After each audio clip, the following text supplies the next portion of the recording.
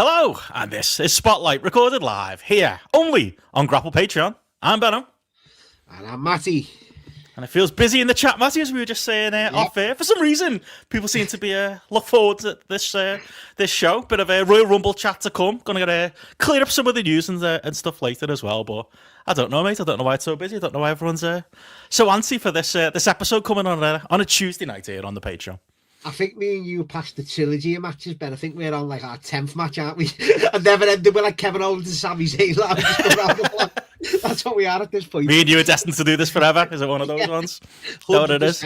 Yeah, oh yeah, for sure. But I reckon we'll have some sort of common ground tonight, but maybe when it comes to the main thing we're going to talk about, hopefully our allegiances lie where they should do as well. So I think the rubbish when we agree though, like we generally don't do it as a bit either. I would say, and I think never. I mean, I say that I'm 90% certain you don't do it as a bit, and you're probably 95% certain I don't do it as a bit as well. But like it does happen. I always think of the Bash in Berlin review we did a couple of years ago, where it was just like we were both like, yeah, it's all right, that, and it was just like, I wanted an argument there. I wanted to disagree with Matty, so you've got to be careful what you wish for as well. But you never know. We might find some bits of agreement and disagreement today. But like I say, we are live on the Patreon. Obviously, no GRAPPL live this week with there being a Spotlight proper. So yeah, if you're listening to this on the free audio feed after the fact, you could have watched along live with our dear patrons here and our dear YouTube members. But they've got to we'll get them out the way, Matty, because I know people want us to get into it. We've got a lot coming up this month for the YouTube members and the patrons. Obviously, I was going to ask you what you're up to the last couple of days. I know we did Roll Roulette on Sunday, but yeah, we had that and plenty more in the holster for this month, mate. Yeah, I would say we can't really skip over that Roll Roulette because that was the debut edition. Great idea. It really was, and we had a great from a man who loves the Fed, from our guys.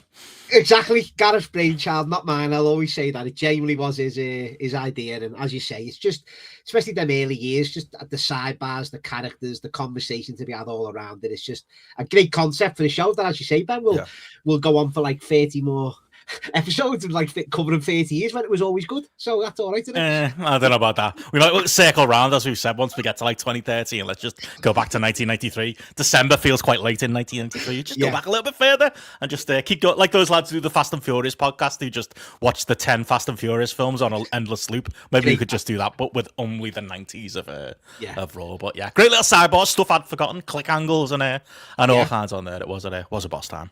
And I say that takes us right into this month, Ben, and we've got a load of different shows upcoming this month. We're going to be having a companion piece to last October's Metallica Some Kind of Monster show. So me, Martin Bushby and Gareth will be dusting off the old Metal Evolution documentary, Ben. 12 episodes, and we're going to cover one each time. It's another ongoing series that we can always go to, and we're going to start off with the Thrash episode of Metal Evolution. So talking all the big four Thrash bands and all the other bands that come along and stuff like that. Can't wait for that, mate. Right up Gareth and Martin's wheelhouse especially, isn't it? Yeah, people seem to be looking forward to that one. I keep forgetting what it's called. I keep putting the Metal Show on all our documents. Metal Evolution, that's what it's called. That's it. But yeah, there's a lot of crossover with wrestling fans, isn't there? Just like when we've talked other bits of music, Yeah, and we talk about wrestling primarily, obviously here on GRAPPL, but we had King of the Mountain himself, Connor, revealing his show coming up. The Adjudicator. It's a tier list special, Benno, and it's going to be covering UFC fighters from the era when apparently everyone switched over to UFC, Ben, yourself included. We 2005 to like 2018, so everyone had a little dip, didn't they? When as you say, wrestling wasn't good or WWE wasn't good for 20 or so years. So listing all the big stars, Ben, because even me, who didn't really dip the toes in, it might surprise you with one fighter who I rate as the GOAT, but even I couldn't avoid like these stars who crossed over into films, music videos. They were the big stars at the time, weren't they? I used to book Tito Ortiz as my top heel in all the EWR games when he was in the database as a wrestler, only for him to turn up in TNA in real life and shit the bed as far as promos and angles and such go as well. But yeah, it's going to be interesting that we're like our different bits of like UFC fandom comes in. Mine's quite a narrow window. I think like you, mate, I'm going to be sitting under the limb of course of Liam, Gareth, and Liam Connor is on as there. well. But yeah, it'll be a fun one, that one, to go through, and a bit of a different thing as well. I've always said maybe we'll go back and do some UFCs, maybe UFC 1 at some point. Maybe we'll whet the appetite for that as well. But yeah, cracking pick from Connor. It is, and he also picked, which we probably finalised on the show, that we convenience stores are going to be the off-topic, Benno, and we'll add some, obviously, UK, unfortunately, based convenience stores to go in with. Oh, is it? Is that the rule? No, I don't want to do it now. Let's do butties instead. Up for debate, that one. We'll clarify that on weekend show at the end of the week. Okay. We will. We'll 7-Eleven's disqualified. I don't know how I feel about that one. But we mentioned Liam will be joining Connor on that, and we'll have more Liam this month as we're going to be recording time coming up this month, February. And, 1997, been a year we very rarely cover here on GRAPPL, but it's crossed over. Or on Benno and Netflix. Or on Retro. Or anywhere. But it is February 1997 in the 4 pillars of life of music, film, TV, and sport. So we'll be discussing everything there as well. So you'll get double Liam this month, which is always a positive. And then we'll round the month off with the GRAPPL Pub Quiz, episode 3, and Gareth. Surprised the winner. He's already been putting stuff down, so we put him in the hot seat this month, Ben, and we'll see what he's got, what greens and what chicken and what spuds he's going to make us eat this month, mate, in that quiz. So looking forward to that.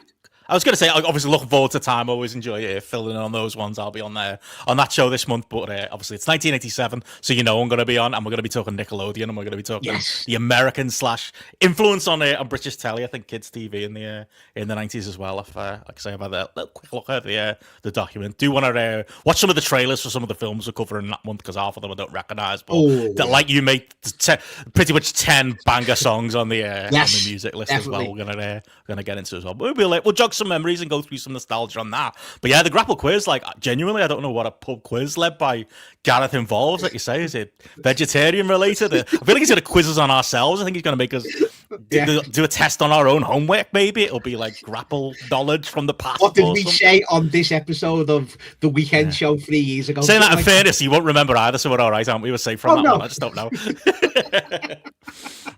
But it is, and that, I say we'll have other shows filling, weekend shows as usual. Best shows just dropped as well. We'll be covering the WCW. People can listen to that in the feeds, and we'll have some lives as well, Ben, in the midweeks as well, filling in there. So a lot coming up this February. It's a short month in general in life, but it's a busy month as always here on GRAPPL. Always, definitely. Well, I'll be flying on Sunday, so I appreciate you filling in with the metal.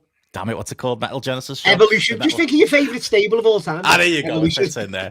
No, I'm sure, like I say, that'll be one. It'll be very popular on the feeds as well. And like I say, normal weekend shows should be this week. And there'll be some form of live or spotlighty thing next week as well. But still working out the details on it. But you can't expect the usual weekly shows as well. But yeah, with all that to look forward to, we should get into what we've got to talk about today, Matty. And I did send you a little message this morning as we did leave covering the Royal Rumble till Tuesday. I just think you were scared of me, mate. You didn't want to deal with it on Sunday. Maybe I was scared of you. Maybe that's what it was. But we couldn't make Monday work. We made the right decision, I think, Ben. I think we made the right decision overall. I was going to say, we couldn't make Monday work for different commitments and stuff, and then we left it to Tuesday, but I'm glad we did, because I think at least the argument's going to be supercharged here, and it's going to be filled with what has become, one of the white whales of GRAPPL. We did get announced on Monday Night Raw, falling out of the Rumble, and we have to talk about it first. As I said to you today, mate, it's the GRAPPL Dream match. It's Roman Reigns versus CM Punk. We've talked a lot. There's been a lot of GRAPPL derbies in the past, both in FPL terms and in wrestling terms, as far as favourite wrestlers go, but this has got to be the peak of it, surely, hasn't it? Roman versus Punk. It's official. Me versus you. Shoot comments flying back and forth over the 12 weeks in the build to WrestleMania. Also, Punk and Roman will be on telly doing shoot promos on each other back and forth on the build to WrestleMania, mate. It's going to be a great time. We just need to, like them, we need to keep it running for 12 weeks, and that might be my slight worry. I think we'll make more appearances in them 12 weeks than Roman will. That's true. But you're right. If we're literally putting it down to like favourite wrestlers of all time and living that dream, this is the one, isn't it? We had obviously the triple threat last year with Seth shoehorned into it. But like, this is the one, and it is. And we can jump right into it. Well, it's not. Cody versus Roman's the one. It's the number 2. Well, you know what I mean? That is, but you're a Punk man till the end. Like, Gareth's half give up on him, hasn't he? You'll always have that in you, Ben. No matter how watered down he is, you'll always have Punk in your heart and your soul. But it is, you know what? I'm glad they've went early with it and not dragged Roman's decision on. I'm glad they've went in, announced it, and you can. It's on the marquee now, and you'll have, you'll have Finn Balor challenging CM Punk for the title, and they'll have to try and make that as if he's going to lose, which no one will believe. But it fucks that really, doesn't it? Yeah, it really does. Fucked by this, but we'll get into it. But on the marquee, it's been announced a couple of months out. You can hype this now as a mega match, And going off initial reactions and what I'd say it's delivered and then some, Benham. Can't wait for it. And as you said, just that little teaser on Raw off the back and forth, you're going to get more of that. Do you know what I mean? I know it's split a few down the middle, hasn't it? Once again, it's your loyalties to WWE, AEW, how the promos are delivered, which we'll get into. But overall, I think you do a cracking job, and I can't wait to see more of it. This is where we're first disagreements on the show.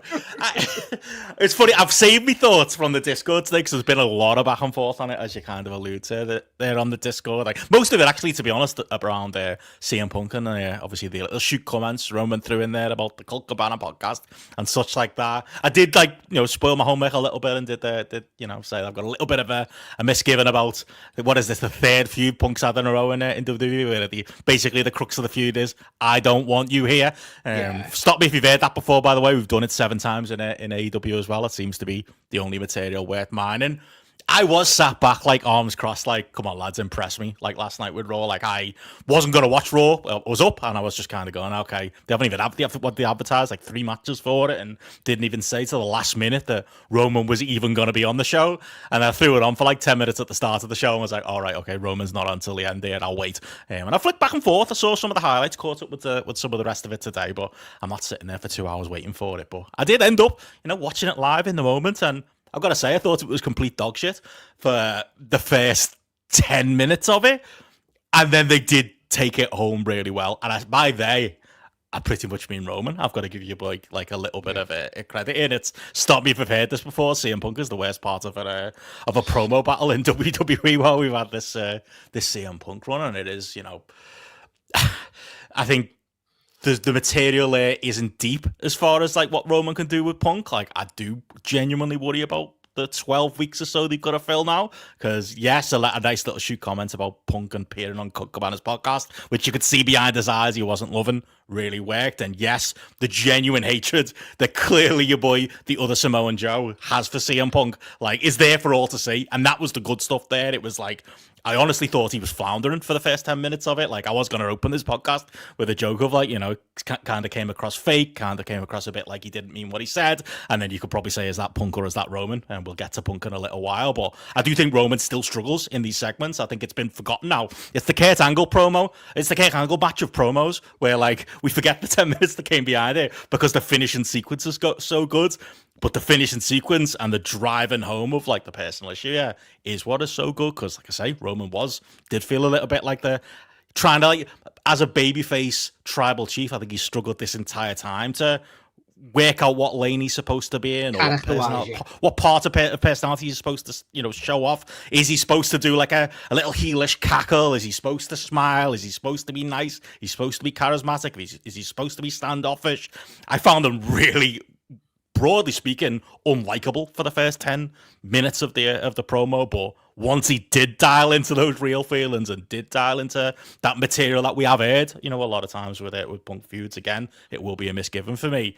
You could tell, like, it lit something in Punk inside, it lit something in Roman inside, and it was like mic drop moments at the end of it. And like those Kurt Angle matches of the past, you can make the argument that's all that matters at the end of it, because that's all anybody's remembering. That's all anybody's clipping. That's, you best believe that's going to be in our thumbnail, and we put it out today as well. It's just, that's the main thing. That's your selling point for WrestleMania.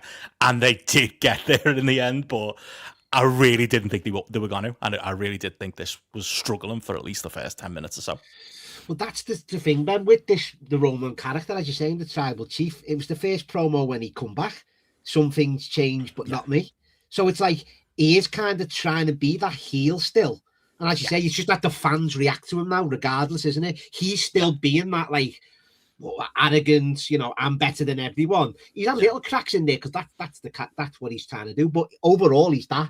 And if we move back to Punk there, I agree though. Like, I'm willing for the old Punk to come back, but there's something stopping him. It's weird. Even in like the Seth and the Drew stuff, like you said before. And I know you did give Drew his flowers, saying he did carry them promos. And he did, Drew McIntyre, And I'm going to bet he Drew today. So like, we should remember that was true. Yeah, it was. That was true. And I don't think because of your genuine hatred for Seth, you wouldn't go there. I've said that in the build-up last year to Mania with the 3 of them. Seth done the heavy lifting. He did. I'll always say that, regardless, and people will disagree. But he did do the heavy lifting with he come across the most authentic. there's just something about Punk. Is he scared to cross the line because it'll toe into real life and you might get a blow up backstage? I think he's holding back, Ben. And it's weird to see CM Punk, of all people, holding back. It's dead weird. Because even when he delivers these supposed killer pipe bomb lines, they come across as a bit shit. They do. And I don't want him to. Repeats himself, doesn't he? Says the old line, the too short to box with God line, comes back every couple of months or so, doesn't it? He's got these go-tos. He's in between, Ben, and listen to this, because you say it as well, which is right. Once again, begrudgingly say you're right here, Ben.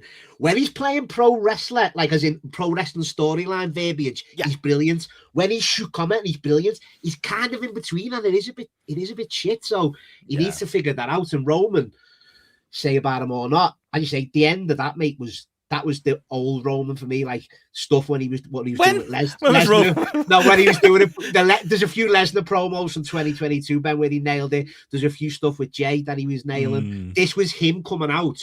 Yeah, like I loved it. I love that end sequence. So it is going to be intriguing what they do. I'm looking forward to it because they've got to improve. But that's why I won't go too harsh. I see people going a bit. This was only the first one. So I know people say. I thought you were going to love it. I thought you were going to go 5 stars. You act like you are on this Rumble match because Roman won. It was brilliant. But it's the first. You're scratching the surface. You're getting your announcements. You've announced the match. Then we've got to do more. It's going to be intriguing to see what they do. But as which direction they go? Exactly. Do you mind the Shield history, and go with, like you say, the kayfabe stuff, which, I mean, again, that made sense as a line to throw in there, because, I mean, we all know Punk actually wanted Chris Hero and didn't want Roman. He did, exactly. Like, you've got to bring that up. You've got to bring that up. Little Chris Hero getting in there, a little shot in there. Reigns, I'd say that every day to CM Punk if I see him. I'm surprised he didn't wave to the camera and say, "What's up, Colt Cabana?" at some point as well. I mean, it's WrestleMania season, so you've almost contractually obliged to throw in these little shoot comments. I just don't know how many others they actually have in the canister, like, for the next 12 weeks. But again, that shouldn't do down, like, again, how much that really just bears through the screen, like the pure hatred, which you want in a wrestling rivalry. It made me want the match tomorrow. The problem is it's in 12 weeks, and we'll see and again, if Roman's not on telly a lot, then you can, find a way to work around it, which is probably going to be reality. Punk's going to be in this sidebar feud with poor Finlay Balor, who again is not the biggest victim of this. We'll get to that in a little second, this promo segment, but I wonder. But at the same time, Ben, and I know you want Roman on there obviously more, but at least we won't get the usual shit of two baby faces. Can they coexist? Because Roman's not going to have tag matches. They're not going to team up on telly. Not anymore, mate. What he said about Survivor Series, Jesus Christ. So at least, exactly, but at least we won't get that bollocks. So they'll just have to do promos. Don't get me wrong, they've still got to make them interesting, and you can't just go out there. I hate that myself, Ben, to a degree, where it's like face to face tonight. Roman Reigns and CM Punk. You can't do that for 8 episodes in a row. You've got to come up with something creative. I'm still challenging them for that, of course. Yeah. Don't you think it's funny, though, that we all remember, like when you say to people, okay, where's your example? If that's a pure WrestleMania build, when did that happen? And people will be like, Rock Cena. It's like, no, it didn't, mate. There was one good one, and then there was 3 terrible ones. That just, it was diminishing returns, getting closer. But what you remember is 2 minutes, like what Roman delivered at the end of this promo segment. So again, is like the Kurt Angle match, is that actually all that really matters truly at the end of the day? Because there's enough people out there calling this, an all-timer promo segment or an all-timer from Roman himself. But also, though, Ben, and this is me saying it, I'm challenging them creatively, because, listen, we're going to get the pull-apart brawl. We are. But let's make that a bit different even, you know what I mean? They're doing too many of them. That's going to happen. We know it is. But just let's do it a bit differently, different setting, or just ways around it, just to be a bit more creative. Punk should go over heel. He should sacrifice Jey Uso or something like that, bloody up Jey Uso randomly for no good reason. Maybe Jimmy, actually, we'll let Jey off. Maybe Jimmy, but he should do something like that, shouldn't he? Like, to give it a little bit more, give it some kayfabe needle in there as well. Like, I was going to say, you say, like, obviously the most positive element of it was the shoot elements at the end of it, with some misgivings. Like, the biggest thing for me was kind of the other shoot elements of it, which is these two lads really don't like Drew McIntyre, do they? And that was going to be my question for you. Like, it felt like Gareth ghost writ this promo with some of the shots he was getting. Like, that felt real. That felt like again, we haven't had a chance to talk about it, but obviously the news broke over the weekend and they referenced it, the Pat McAfee podcast, and Roman possibly not being happy with creative. Meltzer kind of tried to mop that up and say, oh no, it's a story they're telling. I'm still not sure it's a story they're telling. I think they're turning it into a story. But when we get to the Rumble match, I think the rumors about Roman maybe not being happy about Jay's handling in the time since he's been gone, and clearly not wanting to do the Cody match, as seen by the 3 seconds where they looked at each other during the Rumble match. Stuff has clearly happened behind the scenes that has meant that instead of Triple H's first choice, which was clearly Cody and Roman, which was clearly teased at the tail end of last year and at the end of Survivor Series, we've gone with option 2. But it feels like the lads still aren't happy with option 2. Punk's probably happy because he was going to be left in the cold, wasn't he? As far as oh yeah, even you'd agree, the 3 biggest stars on the male side, at least in WWE at this point. He gets the big match with Roman, but I do feel like both of them are kind of going, all right, well, why have I got the Seth belt then? Why isn't with everything going on with that other belt and Cody versus Drew being fucking cold as ice, and you could maybe warm it up with Jacob Fatu? You can tell they're both thinking this should actually be over the proper belt. This should be the night 2 main event, and it should be for a real belt and not that bullshit. But I don't know, it's unprofessional the world with how much they buried Drew. I got a lot of entertainment out of it, but maybe not the entertainment I was expecting to get.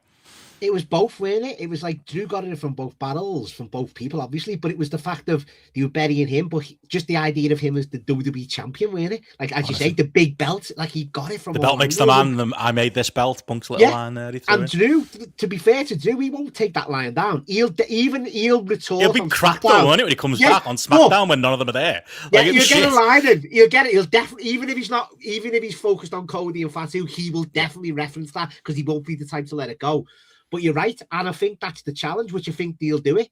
We'll always have in our heads, because obviously within ingrained so much, it'll always be the Tim belt, the secondary belt, for sure. Oh, it is. Especially with these two. For these two. Like, with a Jay, like I was saying last year, it is, but for him, it's a world title, and it's new for him, etc. But for these, of course, it's even more so the secondary belt.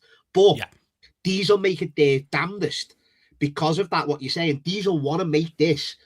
and they might even have to try that hard, to be honest, with the other 3, that this is going to be the bigger fight of the weekend, and that competitiveness between them all hopefully will make, and you'll forget it in the end that it'll be for the Tim belt though, Ben, because this will be built up as much as the WWE title. So it's wild. It is wild though, but poor Drew, like, he absolutely got fucking nailed.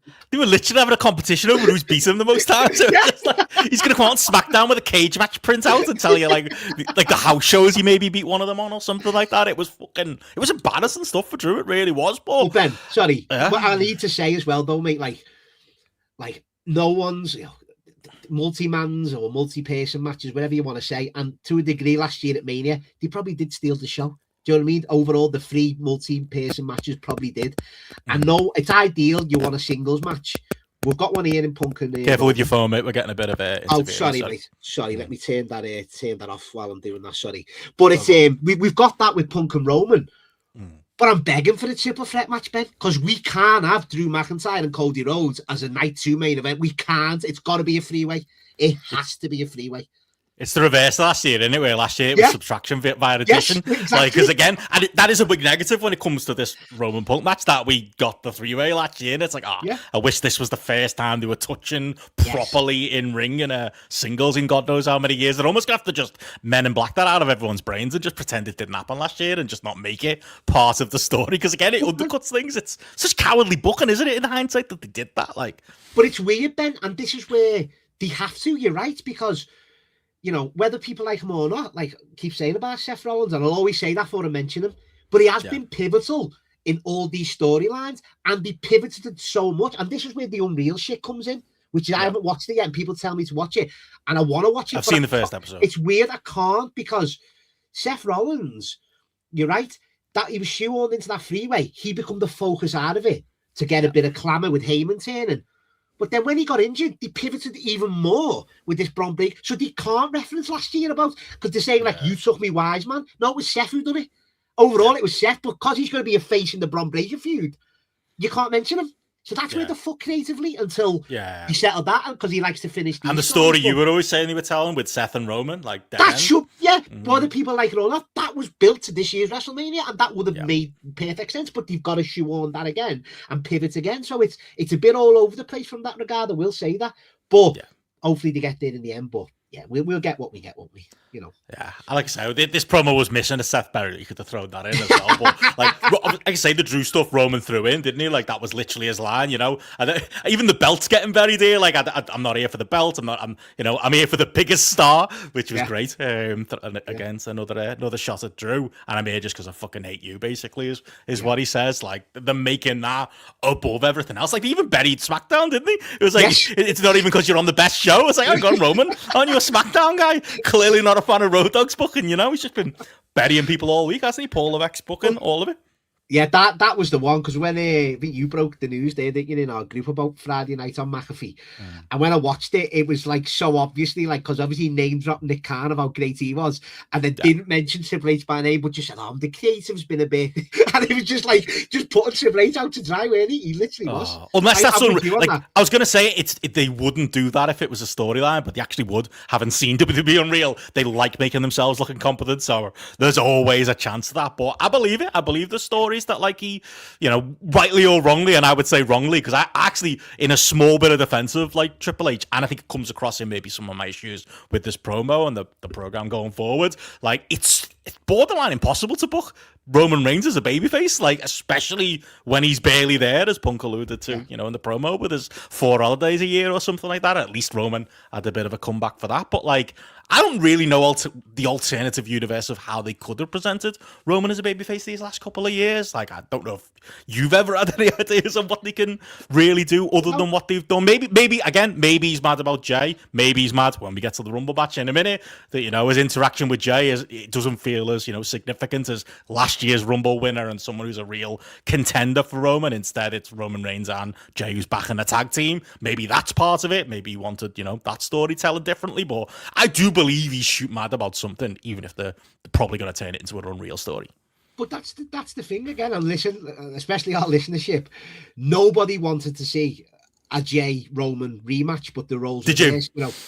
You know what? I'm obviously always going to be roped in with the story, but that's what they were half telling, though, Ben. It was Jay having Roman as the devil on the shoulder, and Jimmy. I'll see you at Christmas, all that stuff. And Jay was doing heelish stuff. People forget he was doing little things in his matches, running and not saving people.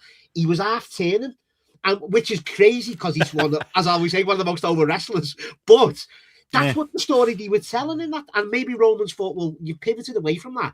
And maybe sometimes, but even I'll say, well, you're not there, mate, are you? To finish it all off. So you can't have Jay carrying it for so many weeks while you're not there. So it's a weird one, but it all comes down, Ben. Triple H at the end of the day, he's lost something. He definitely has lost something, mate. He has. It does make me laugh about you saying, "Oh, he'll control Jericho. He'll be pushing Jericho harder than Tony Khan ever did the fucking shit out." Like, it does feel like he's lost control of something. Yes, like if they wanted Roman Reigns versus Cody Rhodes, that match should be happening. Like, it's ridiculous that it's not. Again, this is a great secondary prize, isn't it? It's going to fill our first part of the year going back and forth and talking about it. And it is the match that should have happened last year, but like clearly it's been obvious from the start. Like, we talked about it very briefly on the pre-show, but like, you know, Cody Rhodes is Triple H's boy. He's his quarterback. Like, he literally calls him that, doesn't it? He I know you don't love it. Like, you call it whitewashing, where they talk about Cody as the biggest star in WWE the last couple of years and the face of it all. If you're mad about it, I'm sure Roman's mad about it, that like that's how things are presented. And, you know, rightly or wrongly, Roman's a Vince guy. Like, Roman is, you know, aligned with, you know, Vince's vision of WWE over the last 15 years or so. And it feels like when Triple H fully took over, he inherited that. He inherited the bloodline and the whole Sammy stuff. And, you know, in fairness to him, it was one of the best things that have happened under his creative stewardship. You know, whether that's Paul Heyman's ideas, Roman's ideas, Sammy's ideas, and again, an idea that initially was put together during the Vince McMahon period. It's something he likes to take credit for, but it always felt like it was someone else's box of toys, and Cody was his fresh toy, and all of, you know, Rhea and the other obvious ones that he goes to all the time, and even Punk, they're his guys. Roman's never been his guy. It's very interesting to see the battle behind the scenes of Roman, I think, winning this round and getting out of doing a Cody match and getting a Punk match, and Paul Rumble having a bit of egg on his face this year, especially considering, again, he put him over in the main events of the Royal Rumble 2 days after he said what he said. But you've just made me think there, Ben, and I was going to throw the question to you at the end here as well of this portion. It's like Roman's probably politicked out of this because he knew he was going to lose to Cody, because he didn't want him as the, Triple H won't want Roman as the WWE champion again. So he's obviously going to eat that pin. But then is he thinking, well, is he going to go over Phil? That was my question for you. But then I'm thinking, even if he does, is that like, I'll job to hhim, but not Cody? Do you know what I mean? So it's like a lot of this political play will have to enter. I don't think Punk cares. Punk's just like pay the money and I'll lose to anyone. Like, I think that's where he is at this point. I think maybe he'll make the argument, but I don't think he'll make his full throated just like a Roman would. Or a Cody, especially clearly does. I do think Phil goes over, though, just for the fact that Roman is a full-timer. I think Phil goes over just for that.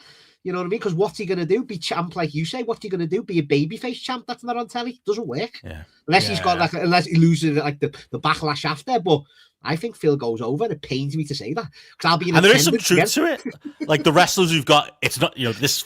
Seth Belters, Fred Michael often say, like, has been gotten over by Gunther's work and by Punk being on TV and being the star. Punk's been brilliant, he has. Old school champion, Ben. He's been good, he has. If it's on Roman and it's not on telly, I don't think that belt is like, you'd forget about it, wouldn't you? But they'd probably bring another one out, or we just have one WWE champion, which again, I bet you Roman and Punk feels should be the case, especially like in the gap in the booking that's happening on the other side. Yeah. But I don't know. Before we get to the Rumble itself, any other thoughts on the promo exchange or what's going forward? I can't wait. It's one of them where, as I say, people are down on it, people are excited. People are going to be tuning in to see them, so I can't wait for it in that regard. It is fresh. How many weeks of it do we get? How many Roman appearances do we get between now and Mania? I think we get Finley Balor for the next couple of weeks. Called that. That was the easiest thing. Chicago. I beat you in Belfast. I'll give you a shot in Chicago. And then we've got, to be fair, Ben, that's the end of Feb. We've got a good 6 weeks then until WrestleMania, 7 weeks. So I think we get at least half a dozen, Ben. We get at least half a dozen appearances. So I'm excited for it, and it will have people talking. So can't wait. You can upgrade your room in Vegas. Get a better room now. I believe prices have come down. Somebody said, might want to have another secondary search. Get your stuff. Yeah, I might have to, mate. Might have to, but not leaving that Horseshoe Hotel with the events that have been announced so far on that. So we'll see. Enough. We'll see. Well, that takes us into the Rumble itself. I mean, do you want to talk the men's Rumble match first? Do we want to go in order?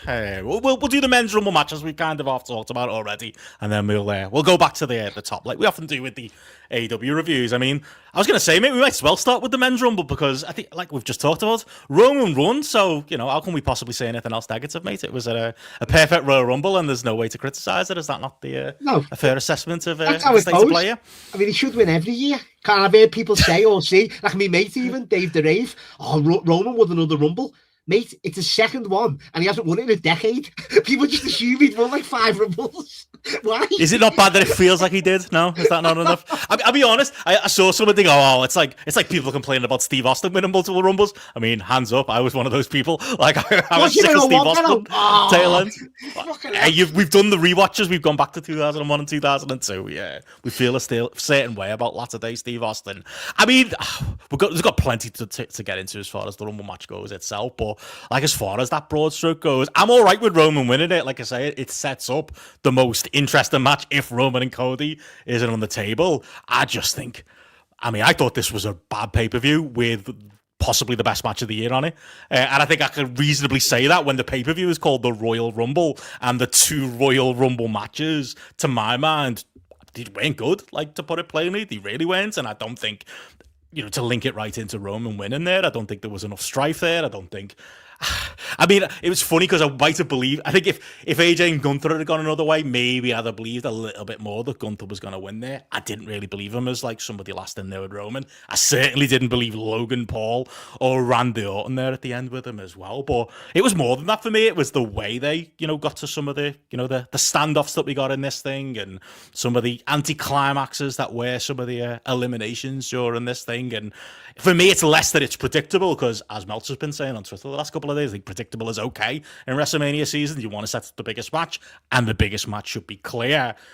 For me, it's the execution of it. And I don't know if I want to drop that line mine with you, mate, and say, can you see any of the points that a lot of our community, and I think broadly a lot of people have been making about these 2 Rumbles? I'd say it's 80-20, I would say, on people who disliked it versus liked it. no, I mean, I agree totally. Like when we get to the women's rumble, because there's a lot I've got to say about that. But with the men's rumble, no, I think it was. I'm not saying it was the greatest Royal Rumble I've ever seen. Yeah, that was the last one in Saudi. No, but I enjoyed it. Like I think it had a lot going for it from the start, even from the Bron Breakker stuff. All right, people are upset that Bron Breakker weren't in, but you're setting a big angle up. That's what the Royal Rumble should do for WrestleMania. A man in a hood again. I get that. Listen, I get that. That's not the most creative thing in the world. It wasn't the most creative Rumble in the world. No, there was. Sums it up, didn't it? I think it started well with that. I thought you've got Bron Breakker having legit reason. You're setting a WrestleMania match up because that will be against Seth Rollins, which makes sense, and that's a big WrestleMania match. Whether people disagree on that or not, I think that's a big match, and that started off well, hot. You know, definitely theory under the mask in it. No, I think it was. Someone said it was Gable because it looked like, didn't it? He was doing before. Oh, he's coming later. Yeah, but I like that. Love that actually for that start, and then you had Obafemi coming out, and all right, everyone gets there's a diesel spot in most rumbles, but at least it was at the start this time, and you could actually get him out the road. And I know it was Brock Lesnar that got rid of him, which people once again, don't like that, and I understand that. But at least it protects Obafemi that he threw him out. That's his way of getting protected. You know what I mean? It is, that is. And I don't know whether that'll be the Mania match. I still want to see, obviously, the only way you can use Brock Lesnar at this point is the Gunther match. And then he retires Brock and you get him out of there. So I didn't mind the Obafemi bit. Brock Lesnar in general, I mean, he was just throwing people around, and he weren't even asked who was behind him. There's people lying on the floor. Brock was horrendous. I thought Brock was terrible. Honestly terrible. He really was. I've seen people go, "Oh, Brock's back on it." Brock, like you said, there, I'm not the safety police, but he literally there was one with Cody, wasn't there? Yeah. Where Cody sandbagged him because he knew he was going to land on Logan Paul, who was behind him, or multiple people were going to land in the ropes. I can't agree with the praise of that. I think Obafemi getting the eliminations he got was great. Yeah. But the way it's the staging of it, this felt like it's going to come out that Road Dogg produced this, because this felt like the last time Roman Reigns won a Rumble. Was that the Kane Big Show Rumble, or was that the year before or after? He won when he eliminated Kane and Big Show. Yeah. Those ones where it's so paint by numbers and so uncreative. Again, Obafemi and Brock Lesnar going face to face 3 or 4 different times and nothing really happening, and the timing of that feeling completely off. There were other standoffs where the timing felt completely off. I just felt like something went wrong there. I felt like Obafemi getting eliminated by Brock almost felt like Brock calling an audible. It almost felt like Brock was supposed to go there himself, because he gets eliminated by LA Knight and Cody Rhodes while the camera's not even on it. During Jey Uso's entrance, something either went wrong there or they laid it out in just a completely lame Road Dogg pilled way. Either way, I think that was many miles lower than what my expectations would have been for those two going face to face. But this is where Triple H deserves it two-footed again in 2 ways, Ben. It's the fact of he's a shitbag. He is, the way he's putting Brock Lesnar in there, but letting him do all this. Do you know what I mean? And it's the creativeness of it as well. That it's embarrassing. Why is he in there? That's where's the money now? If they're not teasing a Gunther match, exactly is what I've said since day one. No Why one are we doing can be in there, but if he's going to be there, but even all that aside, Ben, which never should be ignored, even from just creatively on telly, why is he there? There's nothing else you can do with him, and he's literally coming out making appearances. There's nothing. Or what? You put him back with Heyman? Great. What's that all about? It doesn't make sense. And when he's that's what I'm trying to say. He's a shitbag because. And I know people might say, Brock Lesnar would do this in character. No, he just didn't know. He's not following the product. He's German suplexing Logan Paul, who's won a division. You know, he's just doing it. He's doing what he wants. Doesn't know who anyone is. He doesn't care. Exactly. And Ilya, no idea who's this fly I've got to swat off. It was no selling. It was borderline unprofessional. It really was. And that's where Triple H has got to put his foot down and sort this out. But he won't, will he? And then, I mean... But him being eliminated, because we've got to sip... When we get to the women's rumble, I think there's another one like that in the women's one. Whether you agree with him being in there or not, it's unforgivable that happens the way it does. That is... It's Brock Lesnar who you're presenting as one of your 4 big stars going to WrestleMania all over the adverts. Chris Elliott says that there in the chat, maybe it was a way to protect Brock. I don't think I'll give him that much credit. I just think it was badly laid out or badly executed. And there was a lot of things like this in this both. Yeah, both. And I mean, we can move on from that. The surprise entrance, which people, listen, it's one of them, innit? I know it's, it's your casual fans in it, really. Watch the Rumble, who's going to come back, nostalgic and all that, which, I'm always for 1 or 2 times, you know what I mean? And in this, I mean, who did we get as your surprises? We got Mr. Iguana, La Parka. Like, listen, I do not like Mr. Iguana, so I'm not vouching for this.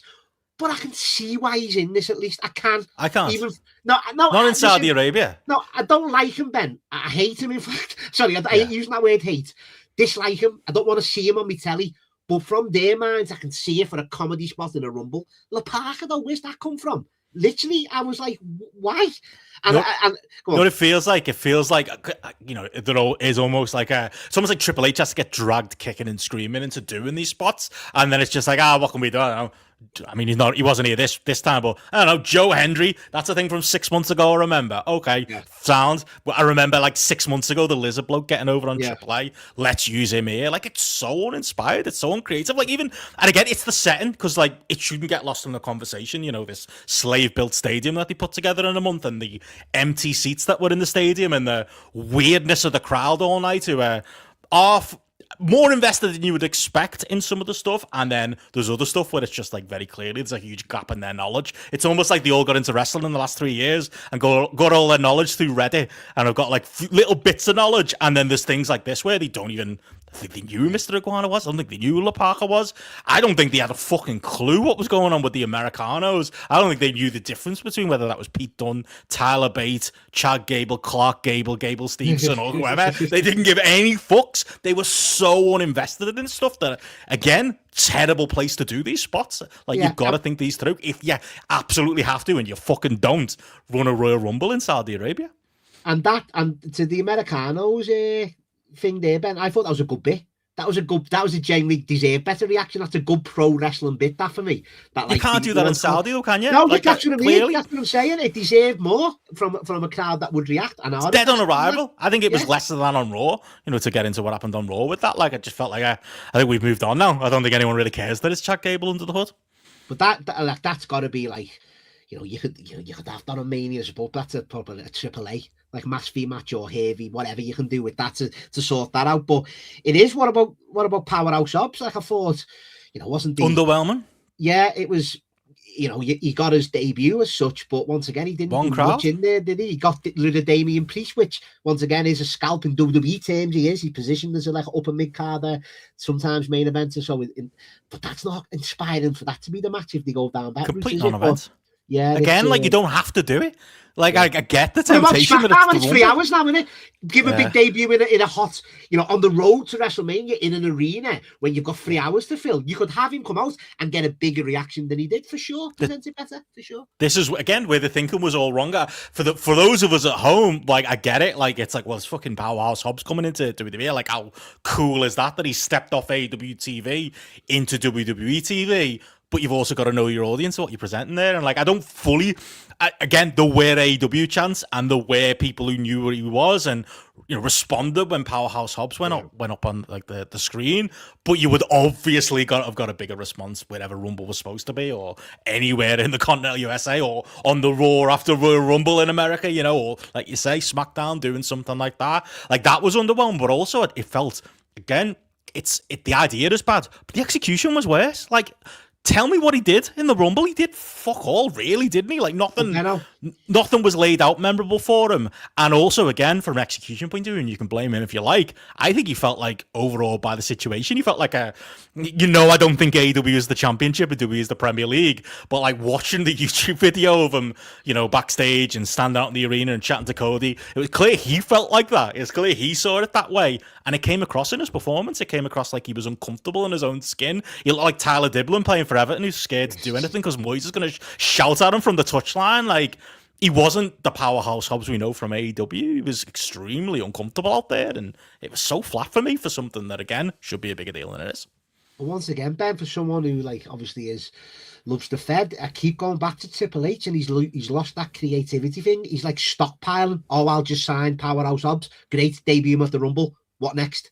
You've got to have ideas with people. He doesn't know. That's what I mean. He doesn't know. It's not as laid out. And listen, you can say this from when he inherited it off Vince, but he did have a vision.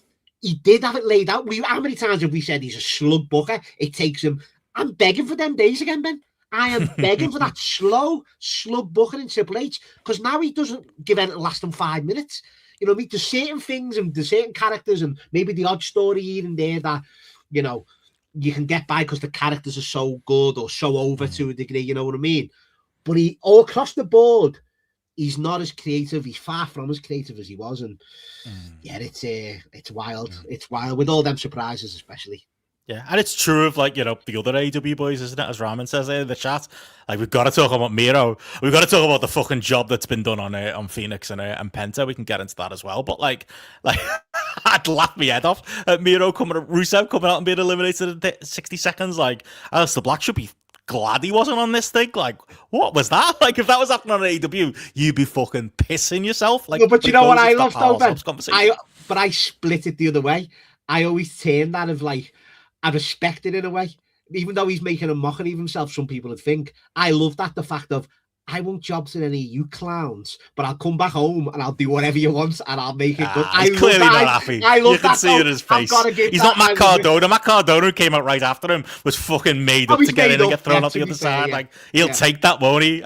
Just gotta be. There's a 5-1 in that. It's coming at some point. I think Paul suggested it. We've got to talk. I think Rusev's the one though, Ben, because I know people don't like Aleister Black, but I think he'll always have a place though, because of that character. And Triple H loves that type, doesn't he? And you know, to be fair to him, he waffles on a bit, Black, but he's got something about. For me personally, he's got something about him that you can always show in. Same with Penta and Phoenix. Maybe not Phoenix to a degree. Penta's marketable. You know, the association with Ray, you can show on Phoenix into that. But Rusev, what has Rusev got? He's got none of that. He's got nothing you can literally do with him. He's not the best talker. He's not marketable. He's a good enough talker. I know you don't watch AEW, but he was good in those segments. He was. The character was, the Redeemer was okay, yet, you know, to a degree. But this is where you got to be creative, mate. Do some Tony Khan video packages. Once again, I'm saying about Triple H here, Ben, what people say about Tony Khan. He's stockpiling wrestlers. There's too many. Yeah. I know there's an extra hour to film SmackDown, but there's still too many wrestlers. So you're going to burn yourself out, aren't you, as well, at the same time? Yeah. It's a wild one. Still think he's right. He didn't jump to Hangman, as Ramin's put in the chat. Of course, never. Why would you do that to the I'm the fucking world champion? You're not, mate. When you could go to Saudi and be thrown out of a rumble in 30 seconds, yeah. He should probably have been careful what he wished for. It's great though. It's great talking points though. I love it. Who do you want to go to next? I mean, you know, once again, I'm trying to stay the positive with this rumble because, as I say, because you've been slating it with me so far, mate. You sure you liked it? No. But what my point was at the start, it had the big points, like the beginning, setting a Mania match up, Femi protected, well, in their eyes, and had the Diesel run. He came across well, entrance-wise, and all of that, and the eliminations. Again, it was just the Brock stuff that I didn't enjoy. But then we were in the middle there of as like a package. Good on Raw wasn't great, but then you get back to once again. It's back to Triple H being ABC booking in a way, so I'll give him a bit of credit. It is having Cody Rhodes getting eliminated by Drew McIntyre. It is getting him out of there eventually. Like that, eventually. But then even the Jacob stuff where he's just standing around startled and Roman throws him out. Do you know what I mean? That felt a bit, I don't know. Drew could have threw both of them out to carry on from Saturday night's main event. Road Dogg, mate. Brian James put this together. I've got no evidence. He fucking did. It's obvious. It's the Big Show Kane Rumble all over again. Like, there's just think of those spare parts you had there that we're talking about. Because again, that was my next note. Like Roman and Cody getting a face off. Like, it's massive. It's Roman and Cody. And it getting interrupted by Jacob. That was actually good. That's a good idea. That's what would distract Cody. And you've got the link with Roman, obviously, with Jacob as well. All of those names you just said are great. It's the execution of it. It's how they did it, the order in which they did it. Like, and again, and with you, the one positive there is the way Cody is eliminated when Drew eventually got there. You want to have Cody slip on a banana peel and get eliminated that way. But saying that at the same time, don't you think this Rumble could have done with a Cody in those, last 4 or 5 or 6, at least one other believable person who could have won this thing? Like, again, there's probably, even though that was a better way to do it, there's probably even better ways to do it with better creative and not the, the fucking dinosaurs they've got putting this together right now. And then we get to that final four, Ben, like you mentioned before, of Logan Paul, Randy Orton, Gunther. I mean, and Roman Reigns. Oh, we can't skip over Jey Uso, mate. Sorry, we got to rewind. We got to talk about Jey Uso running it back, mate. What is that about? What's up? Why my stars are negative? What's going on here? What's going on? I mean, this is the new Steve Austin beer bash for me, Ben. I can watch this all day. For crap, innit? I get the logic. And listen, of course, I'm not stupid. I can get the logic of, once again, I'll give you credit and obviously the Discord for that. It's like, thanks. Why aren't the wrestlers throwing them out? You know what I mean? In case I don't even care about that. I just think it made no sense. Like, again, I'm actually with your boy Joe on this one. Like, I do think, like, if you were gonna do a moment like this, and if you were gonna put Jey Uso over in the Royal Rumble last year, he should still at least be enough for a level that him and Roman, like, going face to face and doing something in this Rumble means more than it meant here. And like, instead, it was throwaway comedy spot with Roman Bump pretending to go along with the running it back. And I hate fucking saying that. We need another way of describing it. Fucking yeeting. I don't think that's any better. Like, just a little bit of a giggle, really, where he knocks him out, and then the team in again 5 minutes later. Like, it meant nothing. Like, that, you should be fuming. That should mean so much, and it meant nothing.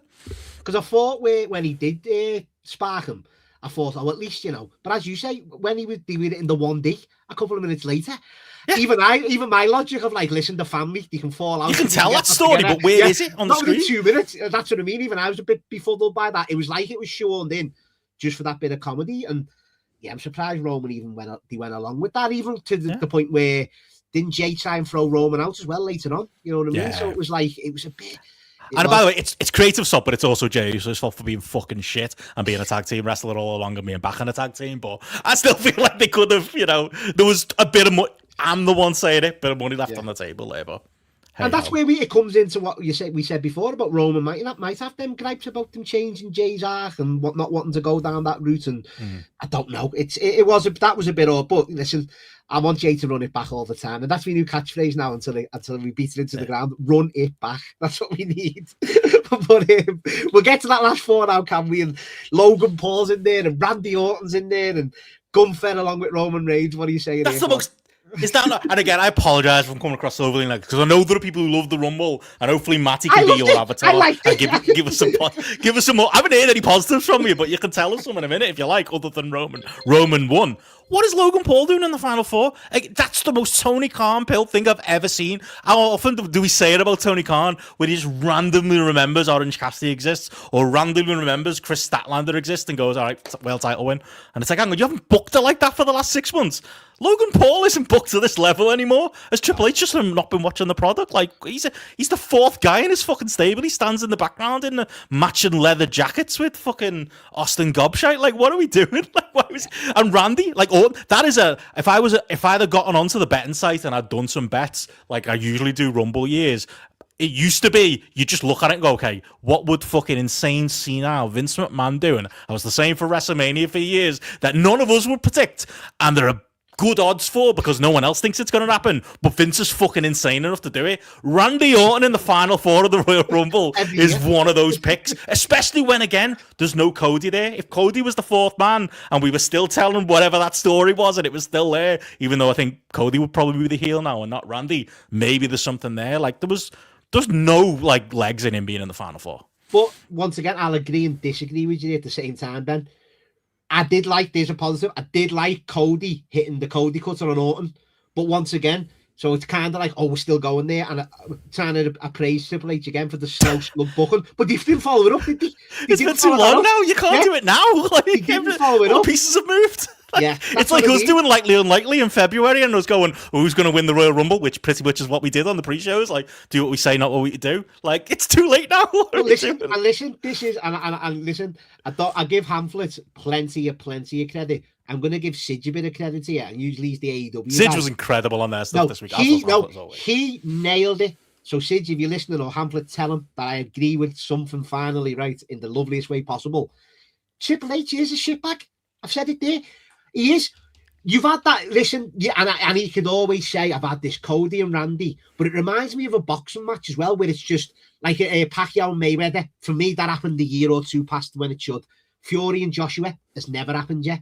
We should have had that match now, but no, Ben, he's been scared because, all right, we had it in a King of the Ring, which was like, as you say, like a non-canon type of match. It wasn't a feud, it wasn't a turn, it happened in a tournament. Following on, but no, you put Cody in there with your safe as houses, Kevin Owens, and your Drew McIntyres, and whoever you want to do. No, we want to see that match. Randy Orton will lose to Cody, and it's fine if you tell this good stuff. He's lost a bit of his bottle, Benno, a bit of his fucking oomph about it. Lost his edge, you reckon? Yeah, his bite. He's lost his bite. But it's right, though. I agree. Will I still like the match when it happens? Will they retcon it round, and I'll be fully on board? Totally will be. But it should have happened by now.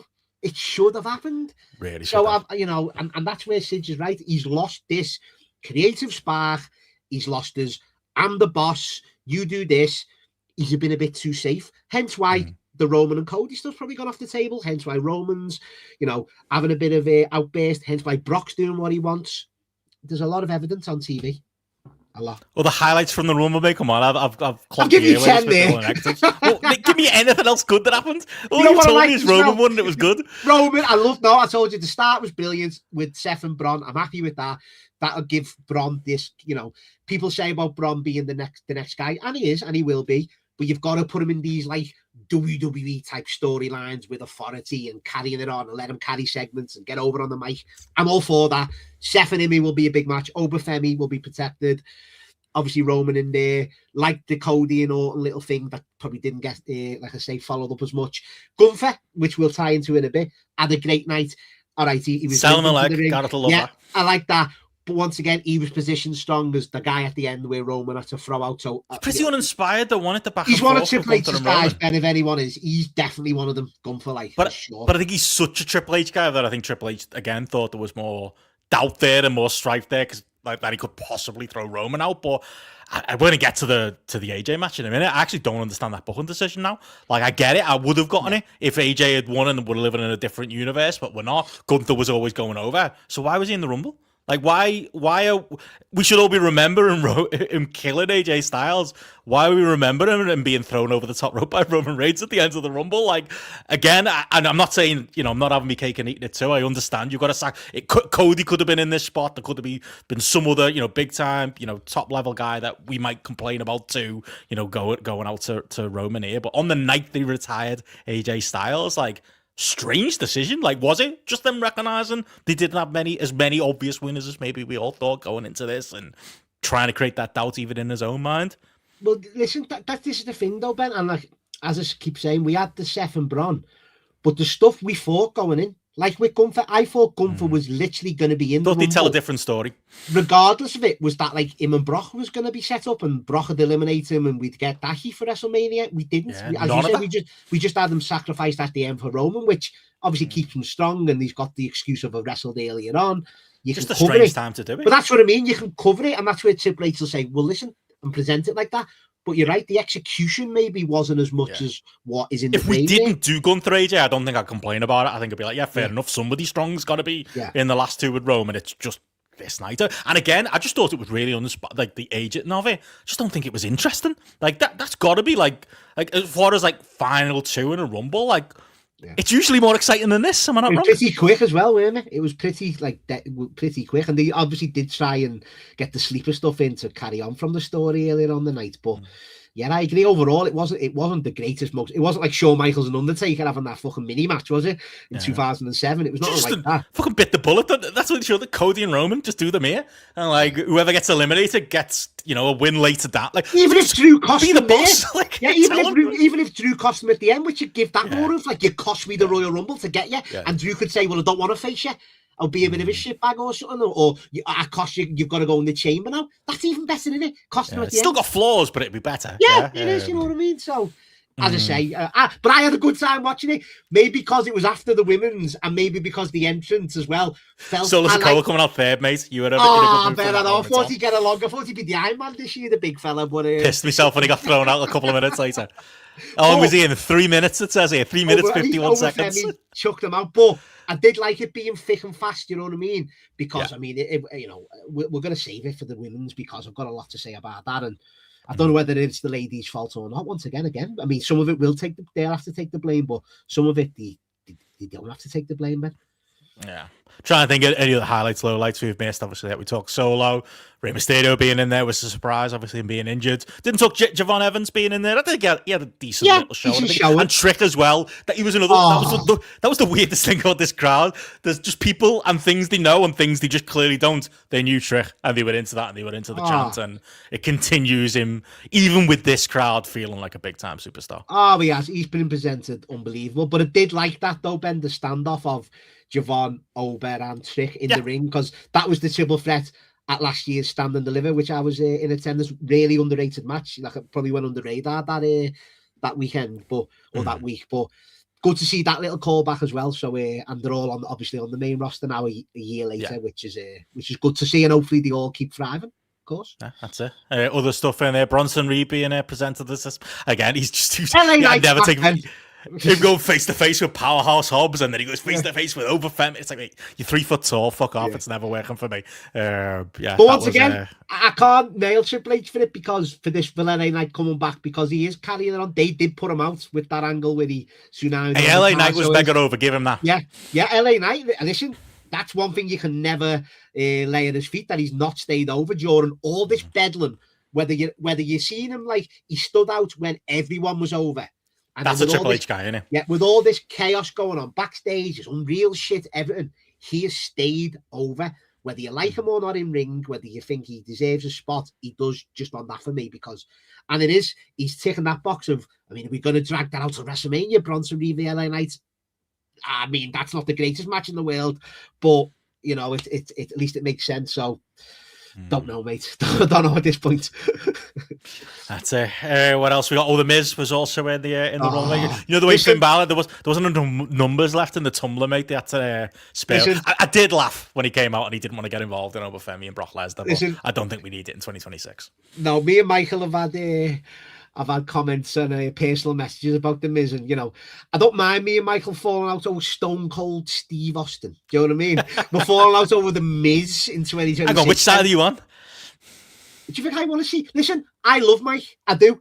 He shouldn't be anywhere near any sort of meaningful story. He's a great shit starer backstage where the Miz, not Hamlet, right? I love Michael. So no, Mike, I mean Miz, yeah. Like he should be just that. Michael Gregory was he's that fucking shit starer. Well, that's what he's doing with Delia. But he's on TV far too much in serious stuff as well at the same time. There's just a lane he's got to be in. Do you know what I mean? And once again, there's got to be a young for what he's done and all that, but there's too much of him. For me, Moneyballer. There's got to be a young wrestler who could fill that role for half the wages. But he has got the story and the history, so I get why he's there. More than our truth, anyway. Put it that way. I want to see him more than our truth, but just a little bit less. And when he's thank God he wasn't there. These 20-minute matches every week, what you're going to get on SmackDown. He's like the bar, isn't he? It's like if someone comes in, we're going to see Powerhouse Hobbs beat the Miz. We're going to see that soon. We're going to see any other wrestler coming in beating the Miz. It's going to happen. Good Lord. My only other shout I was going to throw at you, obviously I enjoyed Penta getting just launched out by Gunther. Again, was WXW offer match one day back in, was it Fight Club Pro? Can't remember when I saw that one, but yeah, just basically threw him out with one hand. That's thanks for coming, Penta. And also, I should say, thanks for not coming, mate. And the thing that I was really hoping for when we did get Mr. Iguana and La Parca, Danhausen spot that, mate. Daniel Housen on WWE TV. The threat still lingers, but obviously the real one we got to talk about not being there is Chris Jericho as well. Yeah, I'm shocked though, Ben. Was a surprise. I think that might be underlying. I'm not disappointed. That was actually one of the positives I can say about this match, that Jericho didn't turn up, and it still felt like the threat was there even when we got to number 30. And obviously we all knew Gunther was coming out, but yeah, bit of a surprise. But Ben, isn't this a bit of the flip side of what you're saying earlier? Don't get me wrong, whether we like it or not, when he comes in, he's going to get a big pop. Yeah. But this would be the time you do it in front of that crowd. Like you say, it's the opposite to what you're saying before. Know. That's someone they know and react to and go absolutely fucking crazy for. So I'm shocked he didn't. It must be the Fozzy stuff. It must be something that they want to do. I think he still works for AEW, I think is the answer. He's still on the roster page. There's something contractually there, I think, for me. I think they'd have done it. Unless they're thinking, reverse Fandango, have him re-debut at WrestleMania and do it that route. I think now that Rumble's past, Mania seems to be the one, doesn't it? But yeah, I was glad not to see him. So there you go. There's a positive. Or it could be he loves all the landmark stuff and anniversaries. Didn't he debut in Chicago on Raw? The Chambers in Chicago. He's the only person who remembers that. Fuck off. He will remember it though, Ben, and he loves it. He's shit like that. That's what I mean. So that could happen, mate, as well. So. Yeah. Even Danhausen double debut in Chicago. He's a Chicago lad, isn't he? Danhausen. That's why he's Phil's mate, isn't he? I'll put me WrestleMania ticket on Twickets if that happens. Ben, I'll get rid of it. I was wishing for it, mate. I was wishing for it, and it didn't come. But yeah, any other thoughts on the men's rumble? And we didn't cover. I enjoyed it. That's all I'm saying. Let's move on. You clearly didn't, based on everything we've just talked about. I did. No, I did. I got me big moments from, like you say, maybe there's times, but when I was up and when I was on the edge, like the bronze stuff, like the Obafemi when Roman won. I'm still there. The right winner won for me. I got a big Mania match out of it with Seth and Braun. Keep repeating myself. Obafemi's going to be positioned well. There's a lot of positives I can take, except for just the winner, like a few years of the Royal Rumble. So, I did early, and it actually went quicker, literally, than the women's one as well. Maybe it's because I was excited more because I had to watch the women's one as well, which I can't lie. So. Well, let's get into that. And again, I think you'll be representative, at least some of our listenership. Let us know who you agree with, me or Matty. Put it in the comments. Always do with them. I like it to subscribe on YouTube as well. Throw that in early. Come on, help us out. Of course, we need it. Want to get to the scary 1,000 number, but we'll go back to the top of the card. Obviously, we kicked off with the women's Royal Rumble, and it's a good comparison piece, isn't it, between the two? And of course, we're going to talk about AJ Styles in a moment. But yeah, let's talk that next. I mean, did anything happen? Like, I was literally watching this, and my first comment I think I made on the entire match on the Discord was, they literally ran out of entrance. Again, this is the Royal Rumble being really badly put together by this agent team, and there were 14 women still left in the ring, and it was like, do they not understand that a Royal Rumble, things are supposed to happen? And for all of the negatives you can say about WWE as an entrances company, this is the night for you to be an entrances company. This is the night for you to be a moments company. And literally nothing happened until that point where there was maybe 15 minutes left to go with the match. And I do actually think, contrary to that being a good way to lay a match out, it did get more interesting after that point, despite kind of really just being a shit battle royal at that point. But outside of the horrendous outfits and the entrance music that nobody on our Discord, or I don't even think you could recognize half of the time, it was so unnotable, this thing, until we did get to that point.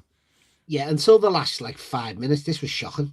This was, and like I said before, you've got to put some of the blame on the ladies, but you've got to put most of the blame on whoever it is agenting this, because you're right, it's not even the fact of the entrance themes. I think we're past that a bit. They have improved overall, I'd say, slightly.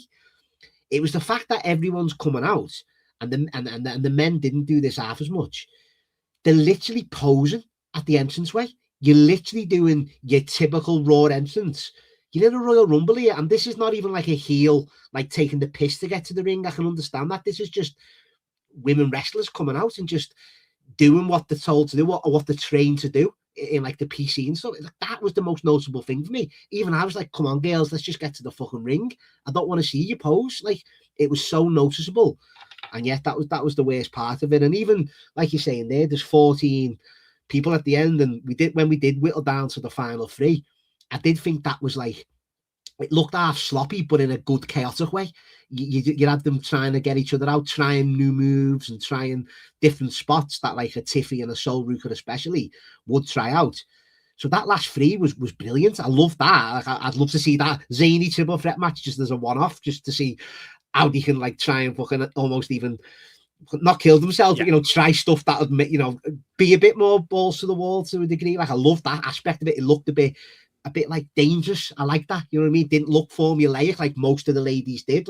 Soul Rooker, I don't know, Gareth, she's not going to grab an arm lock kid and fucking put a Boston Crab on. But I love her. She's the daredevil. She's boss. She'll take the soul snatcher is good, isn't it? I should like it. It's also shit. So it's good because it's shit. I don't even disagree with anyone who hates it, but yeah. She is for me, obviously, I love Julia. Obviously, Stephanie McKay is the one for me. Love Julia at the minute. Her whole presentation. Although I haven't seen Stephanie Raquel yet, and I've heard that they've changed Stephanie's music, which I'm not happy about at all. Even worse, if that's possible. No, I loved it. No, I loved the music, and I thought that added to it. Whereas this, no. But and I love Julia at the minute. I know she's got obviously the reps of our Discord of seeing it in Japan. I think the way she's presented at the minute, that music, the look, she's fucking great. Can't wait to see her blossom even more. And I think Soul Rooker, though, the opposite to Julia, because Julia's more rounded. Soul Rooker has got everything for me. The daredevilness, the look, she fucking just oozes it. Maybe not the outfit. Whatever it is, for me, she oozes it regardless. And she's just brilliant. I love her. She's just so captivating. And as you say, just them moves, Ben. It's an early 2000s indie wrestler for me. Just it's refreshing to see, you know what I mean? But as I said before, mate, that posing at the top of the ramp, doing your turn to the camera was pissing me off in this. And usually I love an entrance that was taking it a step too far, mate. It was. It literally, again, I think there's a degree of maybe lack of investment in the women's division. I won't disagree with. And there is just the women's rumble is still young as a concept, even, and I think it actually is helping hurt the overall rumble as a concept match because you're getting 2 of them every year. But I also think like they just weren't out by the setting here again. They don't get away with it because they have to run it in Saudi. Like by running it in Saudi, by putting them all in these fucking Power Ranger outfits, they made them all look the same. They did. Like that's something somebody might say, and you go, you're just not paying close enough attention to know who's who. But like a lot of people did look the same in this thing. A lot of the outfits looked the same. Nobody looked distinct. They tried to make them distinctive and tried to have like different like color patterns and stuff like that resembled their normal gear. Fuck knows what Stephanie Vaquer would have worn if she was out here with these women. But like it did make it feel like there weren't stars there, even when they're out there. And a lot of that presentation is their fault. Like, and I think some of the execution, as you've said, is the women's fault in the match where they wear ropey things in here. It wasn't even just the timing in this one, was it? It was the execution of a lot of the things in here. Not in a so way. It was just basic punches and just like even Charlotte a couple of times. And once again, maybe I'm not sticking up for it, but maybe because the ring was so full, she was trying to like bumping different because she was thinking there's someone behind me. It was just the way everything about it. It was just off. That's the way they'll say to cover all bases, whether it's their fault or backstage. It was all just off for me, apart from that last few minutes. And the music is an issue, isn't it? Generally exciting. Like it's not wrong that everyone in the chat's saying it. It's true. Yeah, it settled down a bit because it was keeping into the men's side. I think they fixed the men's side. I think they have. Because everyone got their old themes back. Yeah, genuinely. But that's an easy fix, isn't it? And don't give them high fives, but it is an easy fix. And fair play, me, I'm like that with Becky Lynch. Dislike that, like that, don't like it again even more. But at least she's had the worst wrestler of the year last year. Sorry, David. She is. But she did say, right, I don't mean I'm separating my character. I'm not having that music. She's changed it, and she's got a distinct song now that is quite good as well. And because it's changed the character, you can't have her as a heel with the man music. You just can't. Oh shit, we might fuming. It doesn't make sense. So at least she changed that. But and I will say that again, Ben. Maybe it's because we're all fantasy bookers in our head. I could not believe when Becky Lynch got through out and AJ Lee weren't a part of this. Obviously, they're saving that for the chamber because it's Chicago and the guaranteed pop for AJ again. If it's happening. This is it, Ben. It will. Triple H basically said on that fucking post-presser, which we've got to talk about, he was like, people from Chicago are going to turn up and all that. He's basically telling you it's going to happen because that's a Mania match. They've got to do that. But I was shocked because we fantasy booked it and so underwhelming the way she got eliminated by Natty, wasn't it? That threw it out. Natty, who's kind of like helped her against Maxine, so that was a bit off. Again, that's my word for the Women's Rumble. It was just off. The right winner, though, I'd say it was the right winner. We didn't get Bianca Belair, who will probably win the chamber to go against Jade, but I did like Liv. Bit of story in there of the Judgment Day. I know you're not a fan of the Judgment Day, but they have been a consistently maybe not well presented, I'd say, faction that I've got over. The worst stable of the year. Yeah, no, but Liv Morgan for me is the biggest 180 I've seen. Yeah. Like she's gotten a lot better, hasn't she? I couldn't stand that's her. not just shit people say. Like you can see it in a. I think Jamesy was saying it in one of our group chats. Just in her execution, you can see the world. Oh, she has, and she's just great character as well. It's the Dirty Dom effect. Let's not get it twisted, because if we got on telly, Ben, we'd be over straight away if we were next to that man. But I did like the fact of the wrestler of the year. That did, yes, the wrestler of the year and the wrestler of this year coming up as well. But it's like I did like the fact she got rid of her, which played into Raw, which that could be a women's title match at WrestleMania if you get that off Stephanie. But we'll see. But overall winner deserved, and it's not just one of these of like, someone who hasn't been the world champion getting crowned at WrestleMania. That's why I like Liv. She's a former champ. It's like, no, I've won the Rumble. Let's go again. Yeah. It's not the same story you tell all the time. So I like that. For me, like the biggest note, so obviously Becky being eliminated early was a Brie Bella then. Brie Bella. We should have seen it coming. To be fair, when Nikki, I like that. I was like, afterwards, I was like, oh, Nikki with the O2 on the back of her gear. I was like, wait, speaking of the gear, I'm slagging it all off. That was good. That it was like, oh, why does it say 2? Because there's a number 1, which is great. Hey, got a big pop. Brie Mode does get over. Apparently, Steph was telling me that. According to, was it an in joke on Total Divas that when she gets drunk, she gets into Brie Mode? All of a sudden, it's a wrestling catchphrase now. That's what's got on. Look, if you're gonna have a women's tag division, then like, that feels like one where I saw some. I can't remember who said it on Twitter, but like. There is like a bit of a gap in women's wrestling history, and there's a lot of women who didn't get a fair crack at things when the division was, represented properly on the show, and there was no women's tag division, was there, in the Bella's time? So I understand it, coming back for it. And she looked crisp enough. She looked like she'd been maybe training with the American. I was going to say she's definitely been in the ring in her house with hitting those. What are they called? Not Miz kicks. What does Miz call them? It kicks. Yeah, that's what they were going with. As the crowd chanted yes. Bryan Danielson, the most over man. One of the most over. Rumble. Hey, listen, that was a good callback one. I was happy with that. Yeah. No, and listen, as you say, even if once again people might say, "Oh, it's the Bellas coming back," you're shoehorning them into a WrestleMania. If it's for the tag belts, and which they've never won, you can sell it as that against a good team. You know, who's going to be probably not Rhea and Io at that point, but put them in there with a good heel team or even a babyface team and get a good match out of it. Fair play. That's fine to be on an undercard of a 2-night WrestleMania. Whether the match is good or bad, and overall the women's tag division has been, as the chat saying, one of the better things in WWE. I think they can add something to it from like a star. It's like putting the Hardys in like a tag division, isn't it? At this while point, it's hot, like get them in. The name recognition and all that. I get it. That's fine. And I liked Lash Legends like eliminating them. I thought that was good. I thought she was presented strong. But it wasn't the fault of the presentation. It wasn't a fault of the execution. The crowd were just shit and were amusing themselves. Were they chanting overrated or something like that as she was going through people? Like what? Not like, sure what it was. Like, but it she got killed by that. Mm-hmm. Yeah, and it was once again. You know, she might be everyone's cup of tea, but it is that diesel spot to a degree, isn't it? Again, of like getting and the people she eliminated were big stars. The Bellas, Io, Charlotte. She got rid of like genuine main events like level women wrestlers. So I like it from that degree. Jordan Grace as well.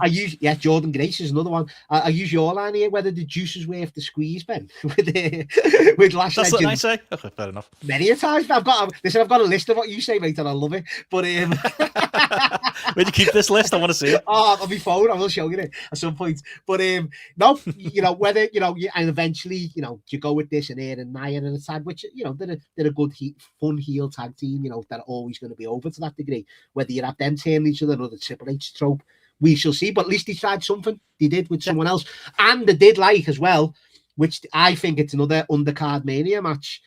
It's a typical Triple H again trope of a tag team splitting up. I like the fact of Charlotte getting rid of Alexa by mistake. It was like she was gutted as well and playing into. To be fair, that is one thing that happened early on. Yeah, that's one thing that did. And once again, I'd have these as like it's an obvious thing for them, but I would milk that for a bit because Charlotte is over for the first time in years, using Alexa's overness for that. Even I'll admit that at this point in Charlotte's career. Milk it for a bit. Have them, not just falling out the first hurdle. Let them build back up and let them have little hiccups. So maybe we'll see with that, but I did enjoy that. But overall, I'll say the execution, some of the women, I'm not going to hang them out to die. It was terrible. It was, as I say, I'm granted, as I say, there was a lot in there, so you couldn't do much to a degree. Some of the strikes. To your point, it was weird, like doing the lash spots. And again, she was at fault for a couple of spots. She was in the wrong position at points. I don't think Raquel looked great. They gave them both the diesel run, really, didn't they? And she wasn't great either. And she got some big scalps with, like you say, Lottie herself. And Tiffy's back, Ben, as well. Your favourite. She's back as well. I mean, she was. I didn't know she was gone, to be honest. But it was, it was over. It was a nice surprise there. Like, I think the final three was a bit contrived for me, and they're going for this. As much as I love, that was the point I was going to make before. As much as I love the soul snatcher, going for it on the apron, like I don't often agree with Brian Alvarez, but what was the goal here? What was there's nothing in the pool here. She was obviously going to eliminate herself. Not thinking, right behind the ears. I love that. I love that little aspect. Imagine if it had come off and that's just how the Rumble ends. But that spot will happen one day. One of them on the apron. Someone's going to take that. maybe not maybe not on purpose, but there we go. That's how you get to your winner. But obviously, you had to follow up with Liv. Wasn't as distinctive as what they did with Roman. But Dirty Dom is back though, Ben. Match. He's back on TV, and we're good. Should have been on the Rumble. Yeah, well, you don't put him on instead of La Parka if you want a AAA megastar. You don't want, you always stay over them, but you don't sacrifice your stars. You keep them on telly, and we're fine. We'll build to them. We're all good. Any other notes on the women's Rumble? Don't think we've missed anything, have we? Nah, nothing else there, Ben. It was at points it was really, really bad, but did get interested in the end, and I did like that aspect. And I like, as you say, I like a few of the positions of the people there. So, but it was overall, it wasn't good. It wasn't. Can't be reiterated enough again. Like, don't talk about it enough. Obviously, the stuff with the stadium, being built, whether it was by forced labor or not, incredible article put together by Brandon Thurston over on postwrestling.com. But it still sits wrong with me watching when it's one match or two matches on the card, and you see four women dressed, like I say, in the Power Ranger suit, and they're all looking like different, the Spider-Man meme pointing at each other. it's forgivable. Like, I just think it was a bad idea to have 30 of them out there, all looking like that and all presented like that. And there's a million things that make me uncomfortable about these Saudi presentations, but that's one. That's a massive one. Even like, when they do it with like the video packages and stuff, or like the still graphics where they literally they're photoshopping tops onto people. Like, it's just. Yeah, something doesn't sit right with me about it.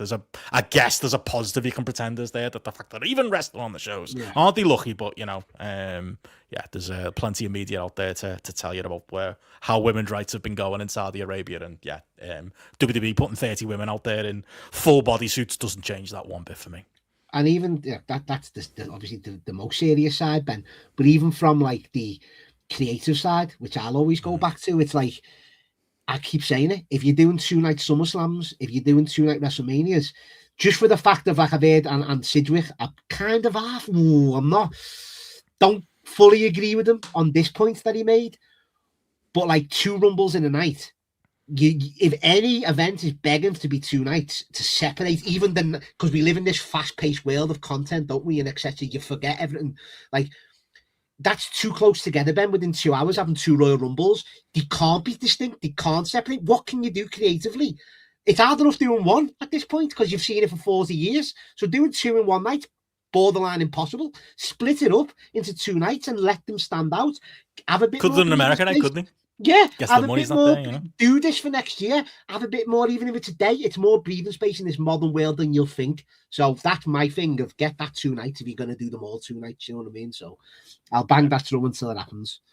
Yeah, and on the Saudi point, I think it's Behind the Bastards. Definitely, correct me or not. We listened to the podcast this weekend talking about the entire regime. Very, very timely. I would check that out if you think WWE are actually doing any good by putting this stuff on the shows. But we'll close out on more Saudi stuff in a minute. But we should talk the other 2 matches on the card first, and one that, to be fair, wasn't ruined by the atmosphere or the setting, and could have easily been Gunther versus AJ Styles. I'm about to be very positive for you, Matty, because I honestly thought this is probably one of the best ever AJ Styles matches, and it's up there. I don't know, to quote Gareth once, would it be in Gunther's top 100? Maybe we'll get into that one day on a Patreon show. I believe it would, because I absolutely, despite myself, despite all my misgivings, absolutely loved Gunther versus AJ Styles on this show. Like, and it was coming after this Women's Rumble, where again there was a lot of negativity in the air for all the reasons I just mentioned, and for the match itself and all of it, and this being potentially AJ Styles' retirement match, and it happening here in Saudi Arabia. Like, it didn't actually get lost here. I think it all worked as far as like an emotional beat, as far as a match that was so good. Even this crowd, who again had that massive negatives through the Women's Rumble, were pulled into it, like cared about whether AJ was going to win or not, and were emotionally invested in all of it. And the other side of it for me was just a level of work that was in here. Like, I was saying it, I thought, is this just me, or are these 2 fucking laying it in? And Definitely. They were. Like, Gunther was laying it in like it was a fucking 2010s indie, and he was trying to get the loudest possible chop noise that he can. It was like back to those days, and AJ was coming back with physicality, and the bit of blood was like, was it AJ's wrist or something like that? That added a bit of physicality to it. Like, even the spots, like, I've got a million notes here, but one of the spots that like a lot of people didn't like, which was the whole kicking too much ass referee thing in the corner, Gunther just constantly going for it again, was fucking great. I love that. I love that he had like that killer instinct, and all he wanted to do was put AJ down. It was just, there was something chemistry wise here that you can't teach that the 2 of them had. The way that their individual styles flowed together, the beat, the rhythm of the match, the way it was all put together, and the way it flowed from spot to spot. Like, it wasn't one where, I watch a lot of mid-90s wrestling, not just for GRAPPL, but for Benno and Amfley, and you can see behind the scenes sometimes about, the matches. There's a shine, there's a heat, there's a comeback, and that's kind of how matches are laid out. Like, this was a Gunther classic in that, like, it was very clear how it was laid out. There's this big dominating bruiser, and there's this never say die, babyface with everything on the line there, but it felt like a real fight. It felt like a real struggle with the momentum changes and the way they put it together. Like, it was just unbelievable, realistic, gritty work at a WWE show in Saudi Arabia. Like, they deserve 10 stars for it, for pulling out what they pulled out here. And you add to it, like I say, the emotional involvement of the crowd, the stakes of it, all of us at home, genuinely, and they did do a good job of this, not knowing what the result was going to be, despite maybe Nakamura ruining it a couple of weeks ago.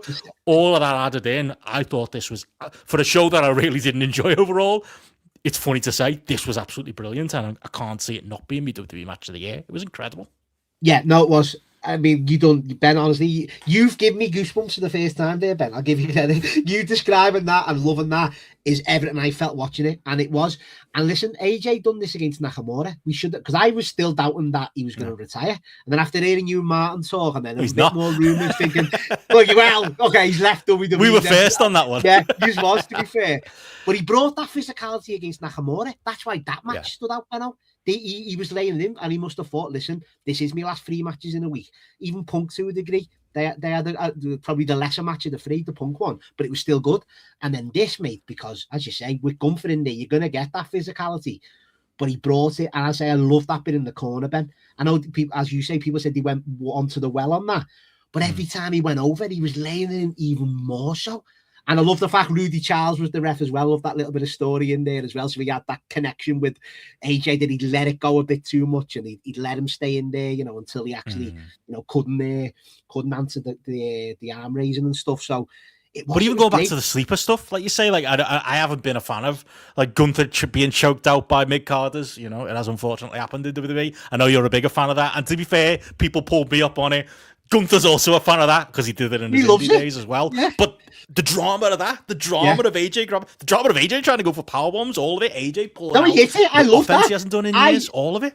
Love that aspect of it. Like, as you say, him hitting the powerbomb on Gunther was brilliant because you don't see Gunther taking them moves hardly, do you? So it was like, from that aspect, it was great. It was just everything about it, as you say, Ben. It was that realisticness. It wasn't, as you say, you perfectly done it. We know it's a wrestling match, so we know they're all spots, but it didn't feel like we were just waiting for the next one. It flowed so well. It was realistic, mate. It was. Honestly, this is the best Gunther's looked into the Yeah, I honestly do think. Like, I wonder on what guys' thoughts on him, because even physically, I think he's at the right point now. Like I've always said it, he'd be better bigger, but he's in great, the middle again now. Small. He's back in the middle now, isn't he? And I think it works. Like, it works better. Not that him being smaller didn't work, it did, but this works better when he's like this. And like, the way he worked the match was the Gunther I want to see. Like, I'm just being ruthless in just wanting to, and taking glee in it, in killing AJ, which we saw a bit on Raw as well there. Like, even like the elbows look a bit shit. It's the one thing that he does that doesn't look great, I would say, for Gunther, but like, they feel brutal again for a WWE setting. I don't think Danielson's actually looked that good when he does it either, in the dying days of his career. But like, there was just something about that. The vicious. This was just like, if the John Cena match was the cartoonist version, this was your real sports presentation version of it. Again, in Saudi Arabia, and it did. It felt like AJ took like a level of like, he's always been professional, hasn't he? When we did the AJ mixtape, like, that was kind of our takeaway on it. We didn't really have because we didn't do the 3-way, we didn't have a 5-star match really, did we? We just had a lot of very, very good professional performances. But he is a professional like that who takes so much pride. Yeah. You knew if this is even just his last WWE match, he's taken that level of pride into it and wanted to do something more in tune with, I think, how he sees wrestling. And fair enough, they let them go out there and do it, and they didn't overproduce it, and they didn't overdo it. If it was just purely Gunther and AJ who put this together, and none of those knobhead road agents were like on the headsets for this one, I'd believe it, because it felt like the match. These two would do this match. It was in Fight Club Pro, if it was in Rev Pro, if it was in WXW. Broadly, this is what this match would look like. Maybe the little bits of drama at the end might not be there, but overall, like, it would look and feel like this. Fucking incredible. Loved it. Even the finish itself, Ben, and the fact of when he passed out and then he come to and he was gutted, really. I love that as well. That UFC selling, in it. Like, I love that. I'm glad you mentioned it. Like that. Again, that's something they would do. Gunther would have done that if this match was in WXW. 100% would have told AJ to do that and sell it like that. The polar opposite of what fucking John Cena did, didn't it? And even, like you say, in front of this crowd, Ben, who give AJ his flowers at the end of the day. They were going on the feet for him, and then AJ was milking it about raising the arms up, weren't he? And then taking the gloves off, and he milked it even more so when they were like, no, doing the no chance and that. It was great, and then he put the gloves back on then, so he's definitely staying on, isn't he? That was a story in itself, wasn't it? Like, it was, but it shouldn't. Before we get into that, like, it shouldn't be lost like that. I think we do, as like work raties, as someone might want to said. Like, sometimes we almost separate like crowd reaction from it, as if like, I always say Hogan Warrior, one of the great matches of all time, because a great Workers went out there, or a great Impact Patterson went out there and put together a match that deserved that crowd reaction. Like, the two things aren't unrelated. The work got the people into it's 50% of the job is getting the people into what you're doing. It's why I will grudgingly give your boy Jey Uso respect sometimes and then maybe not when the bell rings. They pulled the people into this. It was the quality of the work as well as the real life stakes there as well. And they were with it too for the post match. Gotta mention it. Big smile on my face watching them do it. I'm surprised there's any doubt and anyone's believing Big Nose or anything else that's out there. AJ Styles is wrestling again this year. Why would he do that otherwise? Why would he not leave his gloves in the ring? Why would he put them back on? Maybe he doesn't want to say it out loud right now. Maybe he's got... I'm surprised he went that far, to be honest, because you'd think he would have so much respect for WWE or Trips or whatever. Again, maybe it lends itself to that Triple H narrative we're talking about. But I know he throws up two sweets a lot, but the amount he was throwing up, all of it just felt like a very clear, I'm doing something else this year. And I still stand by again, I do honestly think me and Martin were the first to it, at least in the detail that we got to on it. Genuinely, mate. I really believe he is retiring this year, but I also believe he's going to be in AEW this year. I also believe he's going to want to do Wembley. He's going to do one-off match with one of his mates, or Will Ospreay again, or I said it terrorizes me. But Daniel's on a collision. Maybe more important than that, Daniels and Joe. Let's do the three-way instead. He's doing something. He's not having. I don't think he's having a. You're getting a 3-year or a 5-year contract. I truly believe he's going to be at All In this year, or I truly believe, if not that, he'll do Wrestle Kingdom in January. I think he's got something in. I could have egg on my face by the time this podcast comes out. It'll be announced for the Hall of Fame, and that's why he kept the gloves on, and it'll all be for now. But I truly believe it's coming, and I'm surprised there's as much doubt out there as there is.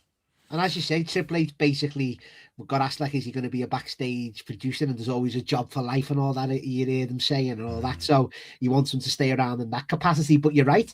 I believe, he'd have been on Raw, wouldn't he? I think.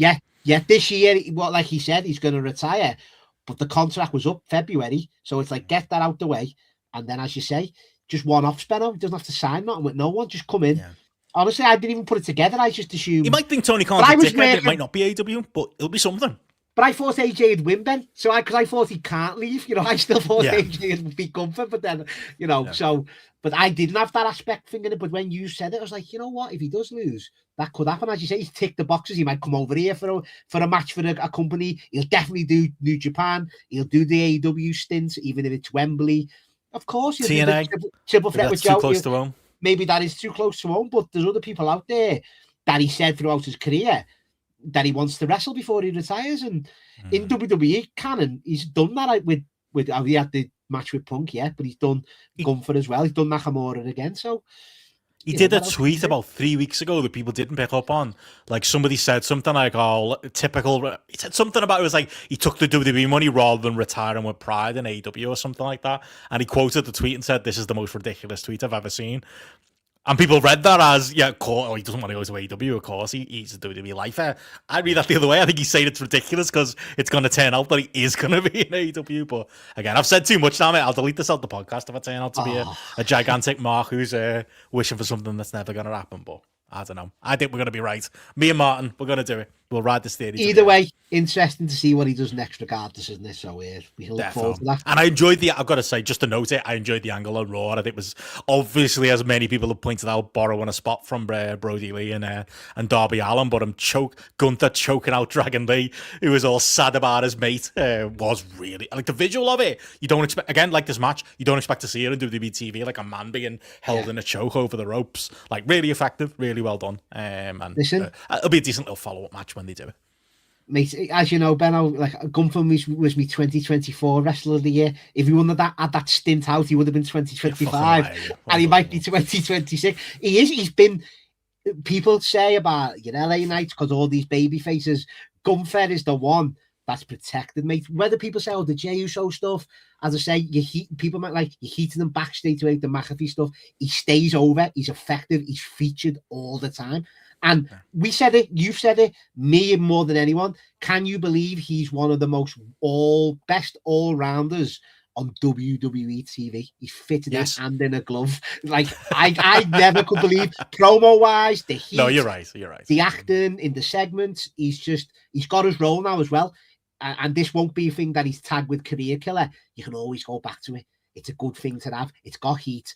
Dragon Lee stuff makes sense with him and AJ being the tag champs.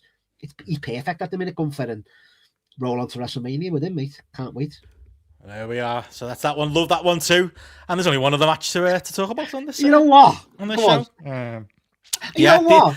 Is this the one we're going to most argue about? Because this was fucking shit, mate. What are you on about? No, listen. I'm not saying. I just couldn't believe my eyes. Like, this wasn't. I agree to. Drew Sammy, by the way, for anyone. Right, yeah, this is Drew Sammy, and this is proper.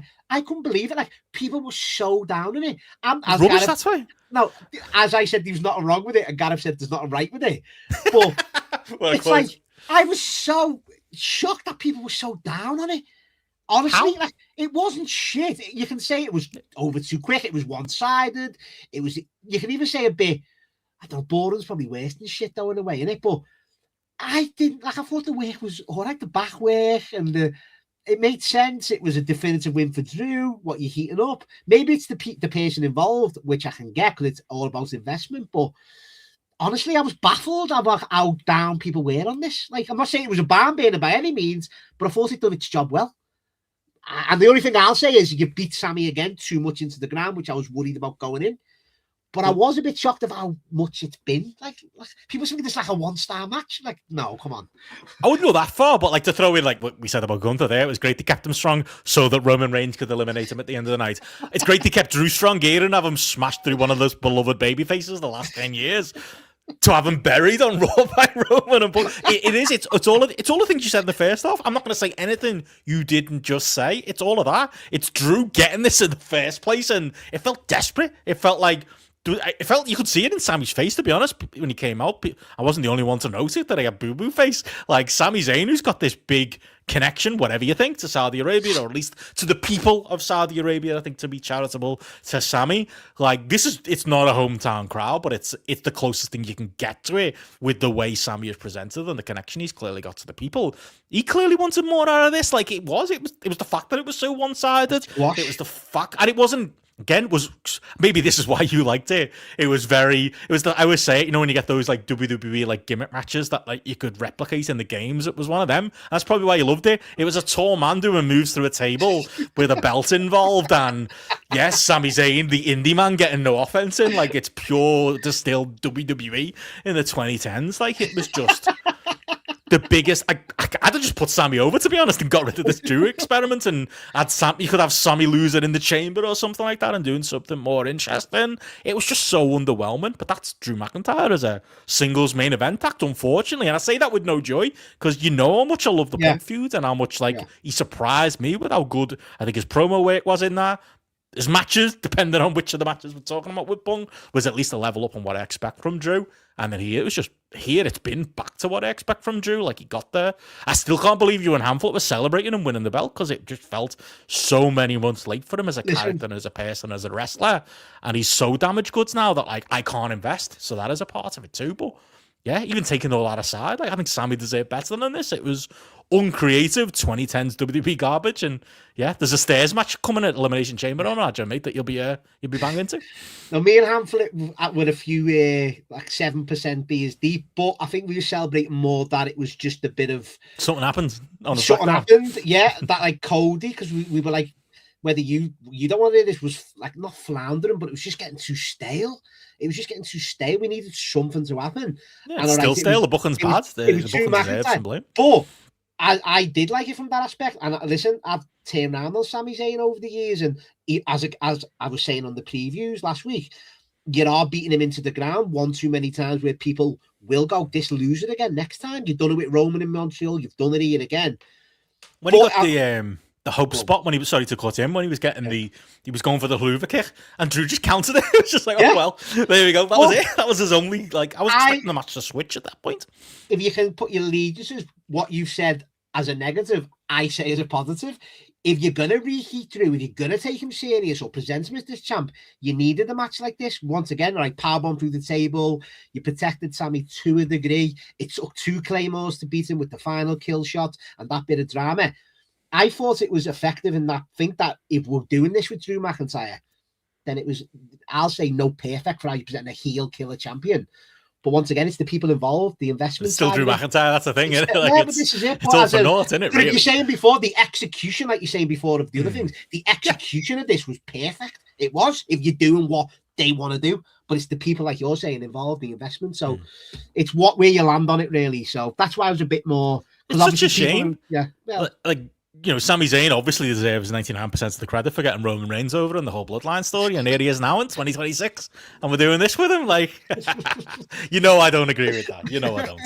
No, but he's a massive part of it. I'm not going to say he wasn't. He give it that outside. I'm not saying the opposite. Yeah, do you know what I mean? Of course, he more than earns his way. Of course, he did. He's a brilliant performer.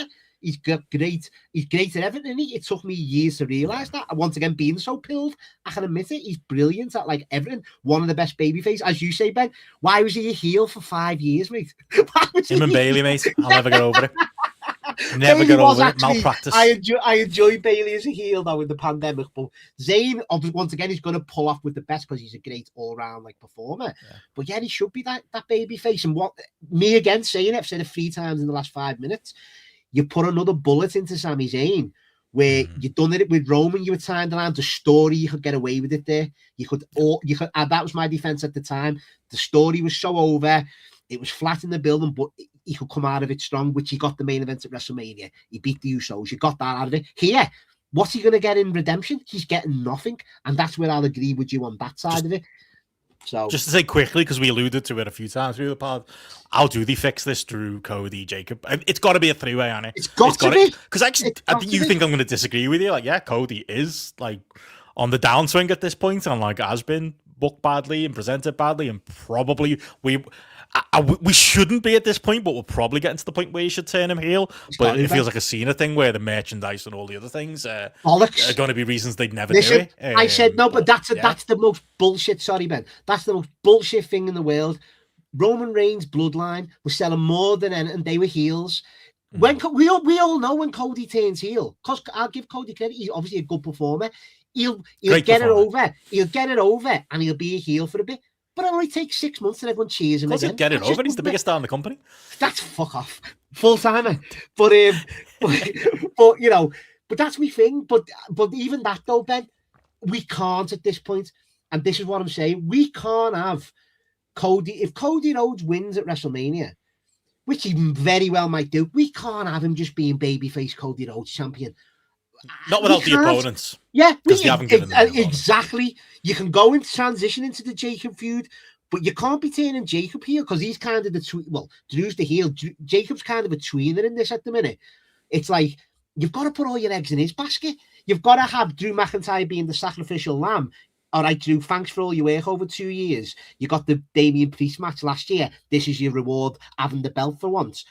You've got your main event at Mania as the champ. You get fucked off after that, and we go with a singles trilogy of Cody and Jacob, as Cody is the heel and Jacob having this fans behind him. It'd be great, wouldn't it? And Cody could run him down for being in prison, being the corporate champion. He'd lay into that even more. He's, as someone's in our Discord, Cody's been playing the corporate fucking face of a company since he fucking went to AEW, hasn't he? Let's be honest. Speaking of baby faces that are unlikable, I'm surprised they're over. Like, I can't see that as much as I like him. I can't see that with And Cody. He'd be great in it, Benno. He'd be fucking brilliant in it. Then you could have your Orton feud. Once again, it might be 2 years past its thing, but at least if Cody's the heel and Orton could be disappointed in him and shit, there's loads you could do with Cody as a heel. But they won't do any of it, will they? You know, because Kevin Owens will come back and he'll feud him again. That's what'll happen. I can't decide on what the the 3-ways screaming at them, and it sounds like they're leaving themselves open to do it. The match needs Jacob, but it wouldn't shock me if they just do a straight up singles and it's Cody versus Drew. Ice cold for a feud that was already paid off twice. You know, your main event on night 2 can't be that. Yeah, it can't happen. Be night 1 though, wouldn't it? It's got to be night 1. That can't main event your Sunday night. The 3-way. It shouldn't. No, but in Triple H still it could. The 3-way and Punk Roman. You're picking Roman and Punk any day of the week to main event night 2, because it's for the Seth belt. It mightn't. The 3-way you can half get away with as your main event tonight too. If it's a crazy match and Jacob does all the shit, Cody turns heel at the end, you get your moments as well. Whatever you want. That can't be Drew McIntyre, Cody night 2 main event. Cody wins as the babyface. We get fireworks and we move on. That cannot happen. If that listen, flag these tapes. If that happens, I'll go on the biggest rant you've ever seen me go on.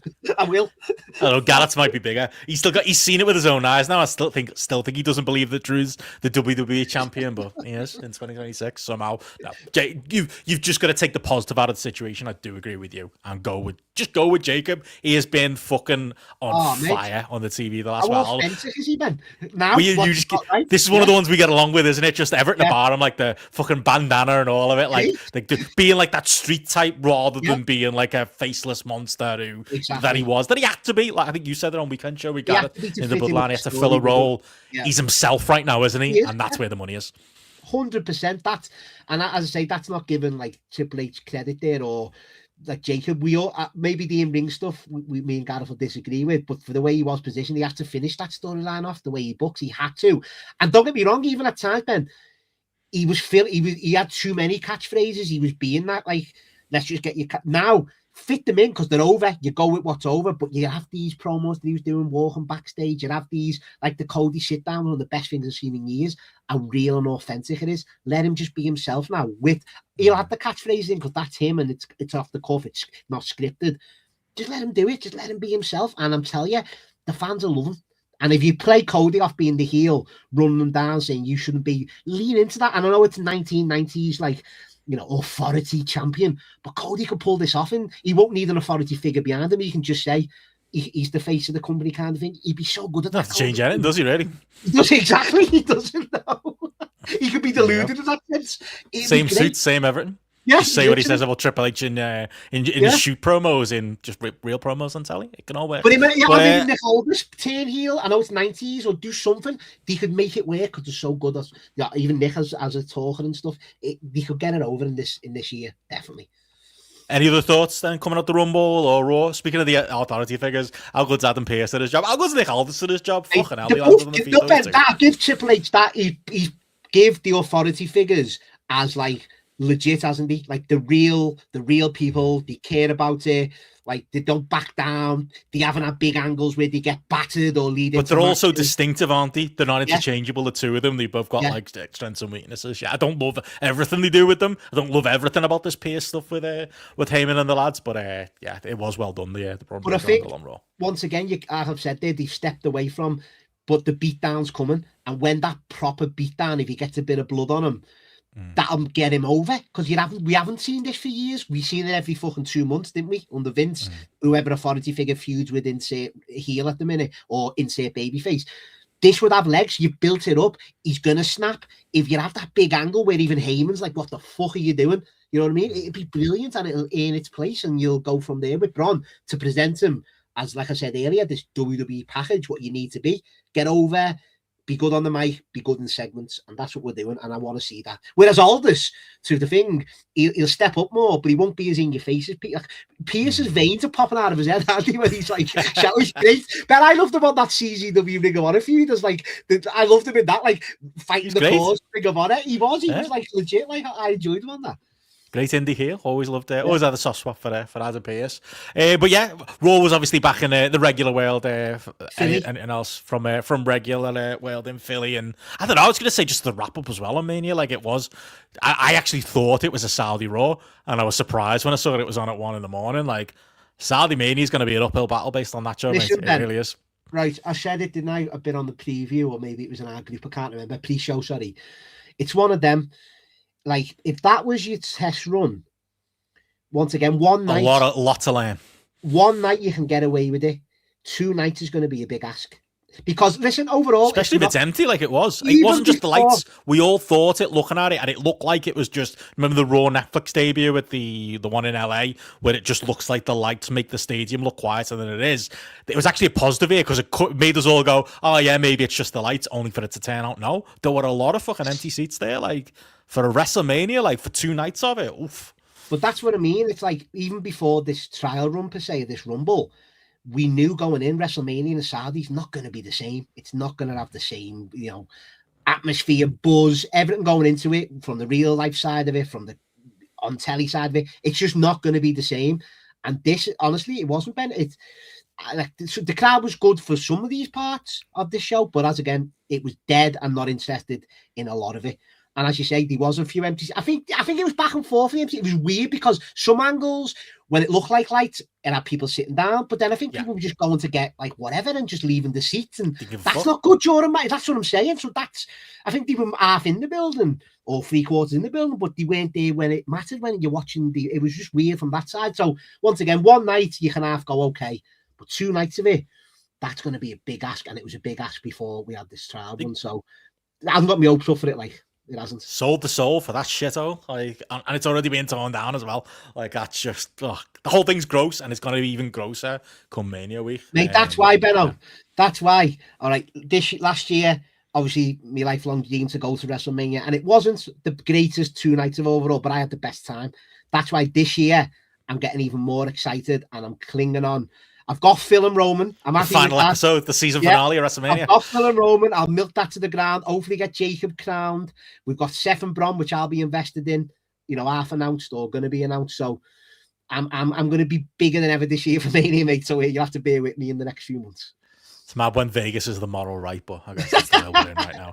If you can get in the country, mate, good luck. But speaking of which, got some quick news before we do get out of here. I might as well start with that story. Obviously, they've announced the T-Mobile Arena is going to be where SmackDown and Raw is going to be WrestleMania 42 weekend. So I imagine you'll be in the bar watching those shows. But it is now official that they will be taking place on Mania weekend.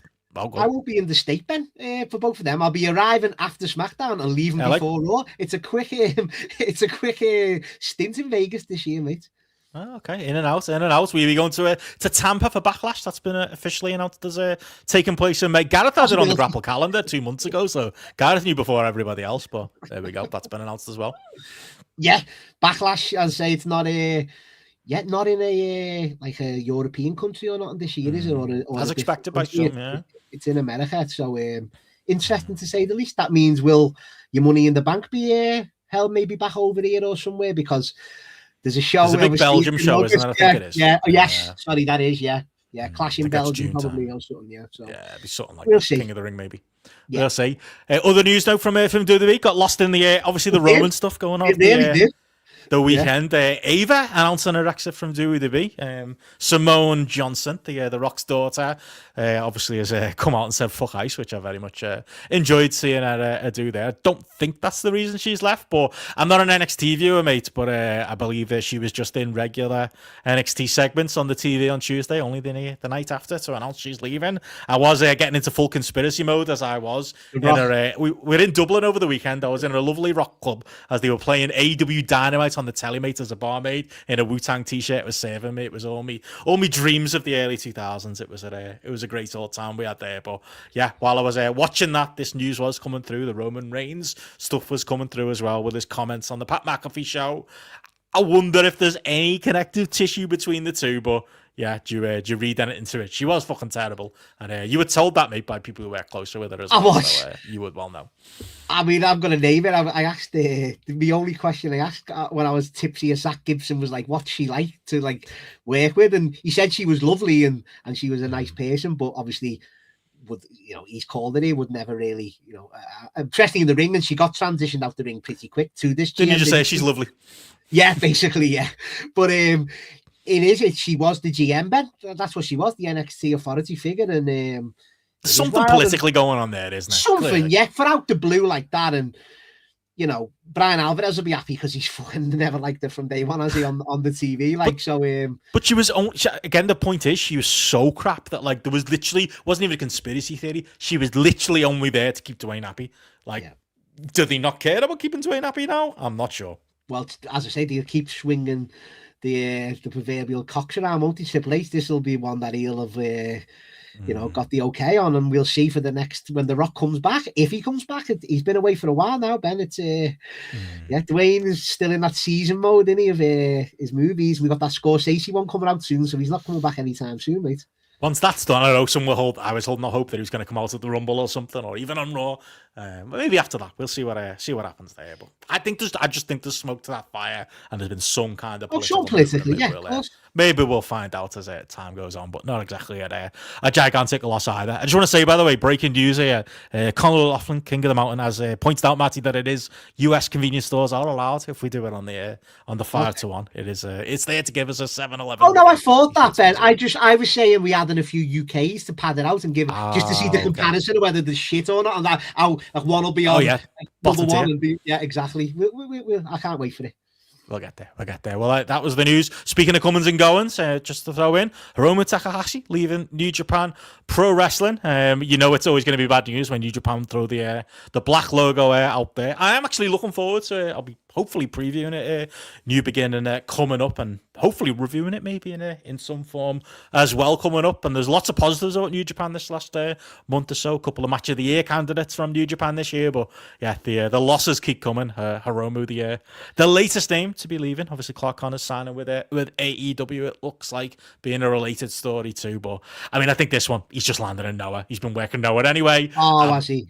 Lucky to get to see him at Corrigan Hall, and obviously Stefan was a big fan of him, and obviously the whole the Daryl stuff around him, and seeing the Daryl toys, and there'll be loads of them wherever he goes. It felt like New Japan were never really behind that, but he was teaming with Gedo when I saw him in the junior tag league. The best worker of all time, mate. He didn't look arsed at all, did our Hiromu. And yeah, from what I know, and even from actually seeing him at Forbidden Door last year, where inexplicably Tony Khan booked him, he looked better there than he has in New Japan in the last couple of years as well. So not a surprise. And it does feel like all of LRJ will be in Noah at some point this year.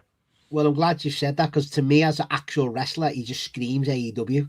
Like he does, but then when you mention, but the bloomers off the rose now, I think. When you mention the merch side of it, that just screams WWE. I mean, they'd milk the hell out of that toy. There was money to be made there, and I know everyone loved it. But yeah, I mean, it reminds me of Kushida as well. If JP was here, he'd make the same point that like there was a point 5 or 6 years ago where you could have moved him up. Especially, Kushida was at that point in his career. Hiromu had been at that point in his career, and it never happened, and therefore he's just gone stale. And I don't think anybody's going to be crying too many tears that he's unfortunately gone from New Japan. Other quick news notes: Sandman apparently is wrestling his final match at Joey Janela's Spring Break. Matthew, I know you'll be looking forward to waving him goodbye. Hopefully he'll take Tommy Dreamer with him. Yeah, well, that's it, because I'm looking at these times, like I must have got confused, because I don't arrive there till about 9 p.m. Vegas time, so I might get Jim at the end there, because that's 7 p.m. start. I'm waiting for that gathering of the Juggalo show. I think that's a midnight start, and so I'm there for that. Screams you like. Mate, have you seen the fucking people they've announced for that dog? Like JBL and all that? It's wild. the cast of characters. Wasn't JBL and Aaron over signing a full-time contract with them? Wasn't that what Russo was putting out there? Russo, yeah. But Sandman, listen, I mean, you mentioned Tommy Dreamer. He's a million times better than Tommy Dreamer will ever be, so fair play. He's having his one farewell, and Janela's involved. Will it go better than Sabu's? We'll see. Yeah, we'll see. Sabu's. Obviously, things attached to that now. But just to rewind sorry quickly, Chris Elliott does mention obviously about the New Japan Exodus. Any thoughts on that? Evil landing in the Fed? Are you a fan? I mean, you know what? I'm seeing loads of them to say I'm a fan, but he's got that gimmick inbuilt in that like the Fed, or especially Triple H is like. Seems like your style. He's crap. Yeah, you can see. Got there in the end, though, didn't he? Made the World Championship, so maybe I do see stuff in he left on a high. The Aaron Wolf match was way better than it had any right to be. So he's another one. I'm not saying he was great, but he was that just because he was such a notch down from all the other wrestlers that like. You know what I mean? It's a stylistic thing. He was given. You know what I mean? He was never a bad wrestler, but he was given and seemed to enjoy doing a gimmick, which was just bullshit interference. And consider what you had off him. I get it with Omega and fucking a card and you'll love him in the Bloodline, mate, when he joins or whatever they're called now, the NFTs. He'll be great. He'll fit perfectly. He's not Samoan, but maybe they can pretend and they can find a way. You had something about him for me. Maybe not in the ring, that presentation and stuff like that. But once again, Ben. Is he young enough? Like he seems that like he was getting all this hatred 5-6 years ago when he was champ, or maybe 4 or 5 years ago. So I don't know at this point. So we'll see. We'll see where he lands and we'll see what happens. But Evil does strike me as someone that they will be interested in WWE. Japanese Mordecai, as Platt saying in the chat. Thoughts on Collision this week, mate? Any thoughts on that before we get out of here? Obviously, we'll get into the did it do more than a 0.2? I've got to say this every time. We don't know yet. You weren't on, were you? So demos don't matter. It's the overall that matters. No. That big time match, that Roddy Strong versus Cesaro match for the coveted CML title, through the worst. I mean, it is coveted. It is an important belt. You got to stop. Yeah, I'm just saying, but obviously not in where it was held, was it? Because no one was asked, and no one turned up to watch it, and no one watched it on TV, so no one was asked by the definition of what the ratings are, so no one was bothered. So I mean, it's just the typical Collision number. I think is the worst of all time. But this seemed, I mean, I'm totally shocked here. Ciampa actually beat Mark Briscoe. Wild. Won a belt on his debut, mate. That's AEW for you. It was a decent match. I'm only throwing it in there. I'm poking fun at it. I know you wouldn't have seen Collision, but you did watch Dynamite last week for the weekend show, and I thought you and Gareth did a cracking job covering it. So I won't go over all ground too much. Continue to love the world title stuff. Continue to. I was happy to see Kenny Omega looking like $1 million on Dynamite as well. But I shared your puzzlement at Tommaso Ciampa debut with AEW on Wednesday. I almost feel like now's not the time to make the point. It feels like in a couple of weeks, in a month, in 2 months, when he's settled into the Collision run, and he still has, inexplicably has this TNT title, we'll all probably go, yeah, they probably didn't need him, did they? But we're in the rosy bit right now, is all I can say. But that, honestly, Ciampa is what it is at this point. He was always going to sign with AEW. I think I said that when it was rumored that he was about to go. But I've seen Ben, to be fair, even I'm liking the way the AEW World Title. I've seen a few things online, even I think it's Alvarez once again saying it's the same old shit, and I was like, it's good though, isn't it? The world title scene is actually quite good. And why is he so it's very WWE filled with the way everyone's bumping each other backstage, and Andrade walks through it. It's like MJF's walking through a hallway at school and he's seeing all his old enemies in his life. It's like a flashback scene in a film, isn't it? Like the end of Dynamite. You have a different take to that though. I love it. I did hate that. No, I like the overall though.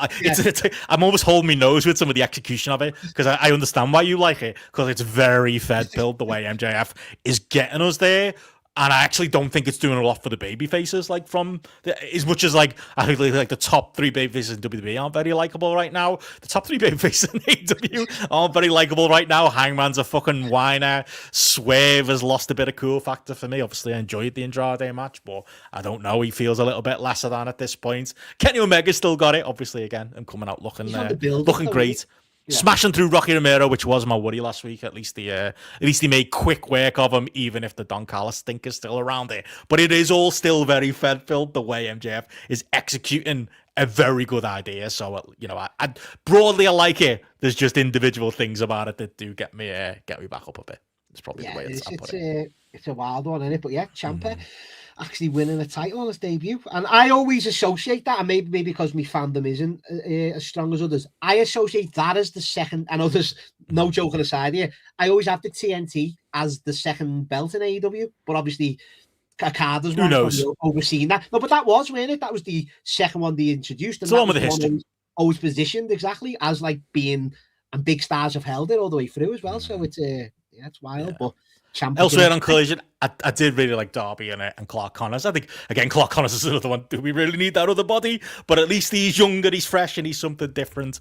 And you might be able to present him a different way. But yeah, enjoyed that there as well. I'm surprised you're a big fan of your boys, Wentz and Reed getting some finally getting in the ring, and we're not doing 90s fucking, can you believe we smoked weed when our parents are out the house party type movie skits. Glad they're in the ring at least. It was legal now, isn't it? It won't stick to why they asked. It's got to drop that, or at least allude to it rather than make it. Always been a fan of the Rascals. Always been a couple of my since my indie run, Ben. Since my indie run, they've always been 2 or 3 and 4 now that I've always been a fan. I've always 3 of them have landed, haven't they, in AEW? So be good to see. They'll fill gaps and have great matches like you do in AEW, of course. All good. Well, there you go. Such as the role of Action and Gretty and Leah Rush, who were there to take the loss to them on Collision last week. And the other note I was going to make from Collision, a card that Adam Priest, very good. Adam Priest won. Who's apparently he's been he can't work. He had like an indie date coming up where it was him and Mike Santana was supposed to be working a match. Some weird political entity have stopped that match happening, unfortunately. But thought he looked good in defeat on Collision. But I'll tell you what didn't look good on Collision. I don't know if you saw this image, mate. I almost threw it into the air. And finally, story was Kazuchika Okada with his AEW shop covered belt that he brought out. As apparently, before Collision, the ring announcer asked the fans, "Has anybody out there got an international? No, which belt has he got? International? I think it's international. Has anybody got an international belt replica?" For no reason, but it was apparently so that Okada could come out with it as he lost his luggage, lost the belt, and also lost his entrance attire. To which I just say, have him currently in the ring. Like it's Collision. Don't you can do what you want. You don't even make something shit up creatively that like he's someone stole it. He's that confident he doesn't need it tonight to showcase. It's just something shit. No one would be asked, would they? That looks worse though. That genuinely looks worse. That's something you do in a backyard fed. If I like hadn't spray painted our fucking titles that we've made, we'd like have something shitter. You know what I mean? It's so low rent that just don't have it. Yeah. I wasn't a fan of it at all. I just think you could make another plan and, like you say, do something else. But match was very good. I really enjoyed it. And yeah, AEW Dynamite this week has got MJF versus Brody King in an eliminator match. We've got Ricochet versus Jack Perry for the national title. Kenny Omega versus Andrade. And Hangman Page versus Mark Davis, getting a bit of a book in there as well. So good to see. Will your Dynamite watching continue this week? Will it be dependent on what you're doing on Friday? No, I'm gonna stick with it, Ben. But I'm helping you out on Friday, aren't I, Ben? You've made the Mac call, haven't you, for Friday? So we're saying it officially. Is it official? You're on? I'm on Friday, Ben. Yeah, let's do it. Come on, let's do it. I will watch Dynamite again. It'll keep me going. Listen, and like I said last week on Weekend Show, thumbs up overall episode. So I'll be intrigued. I'm gonna see Kenny Omega against Andrade. That's gonna fucking deliver.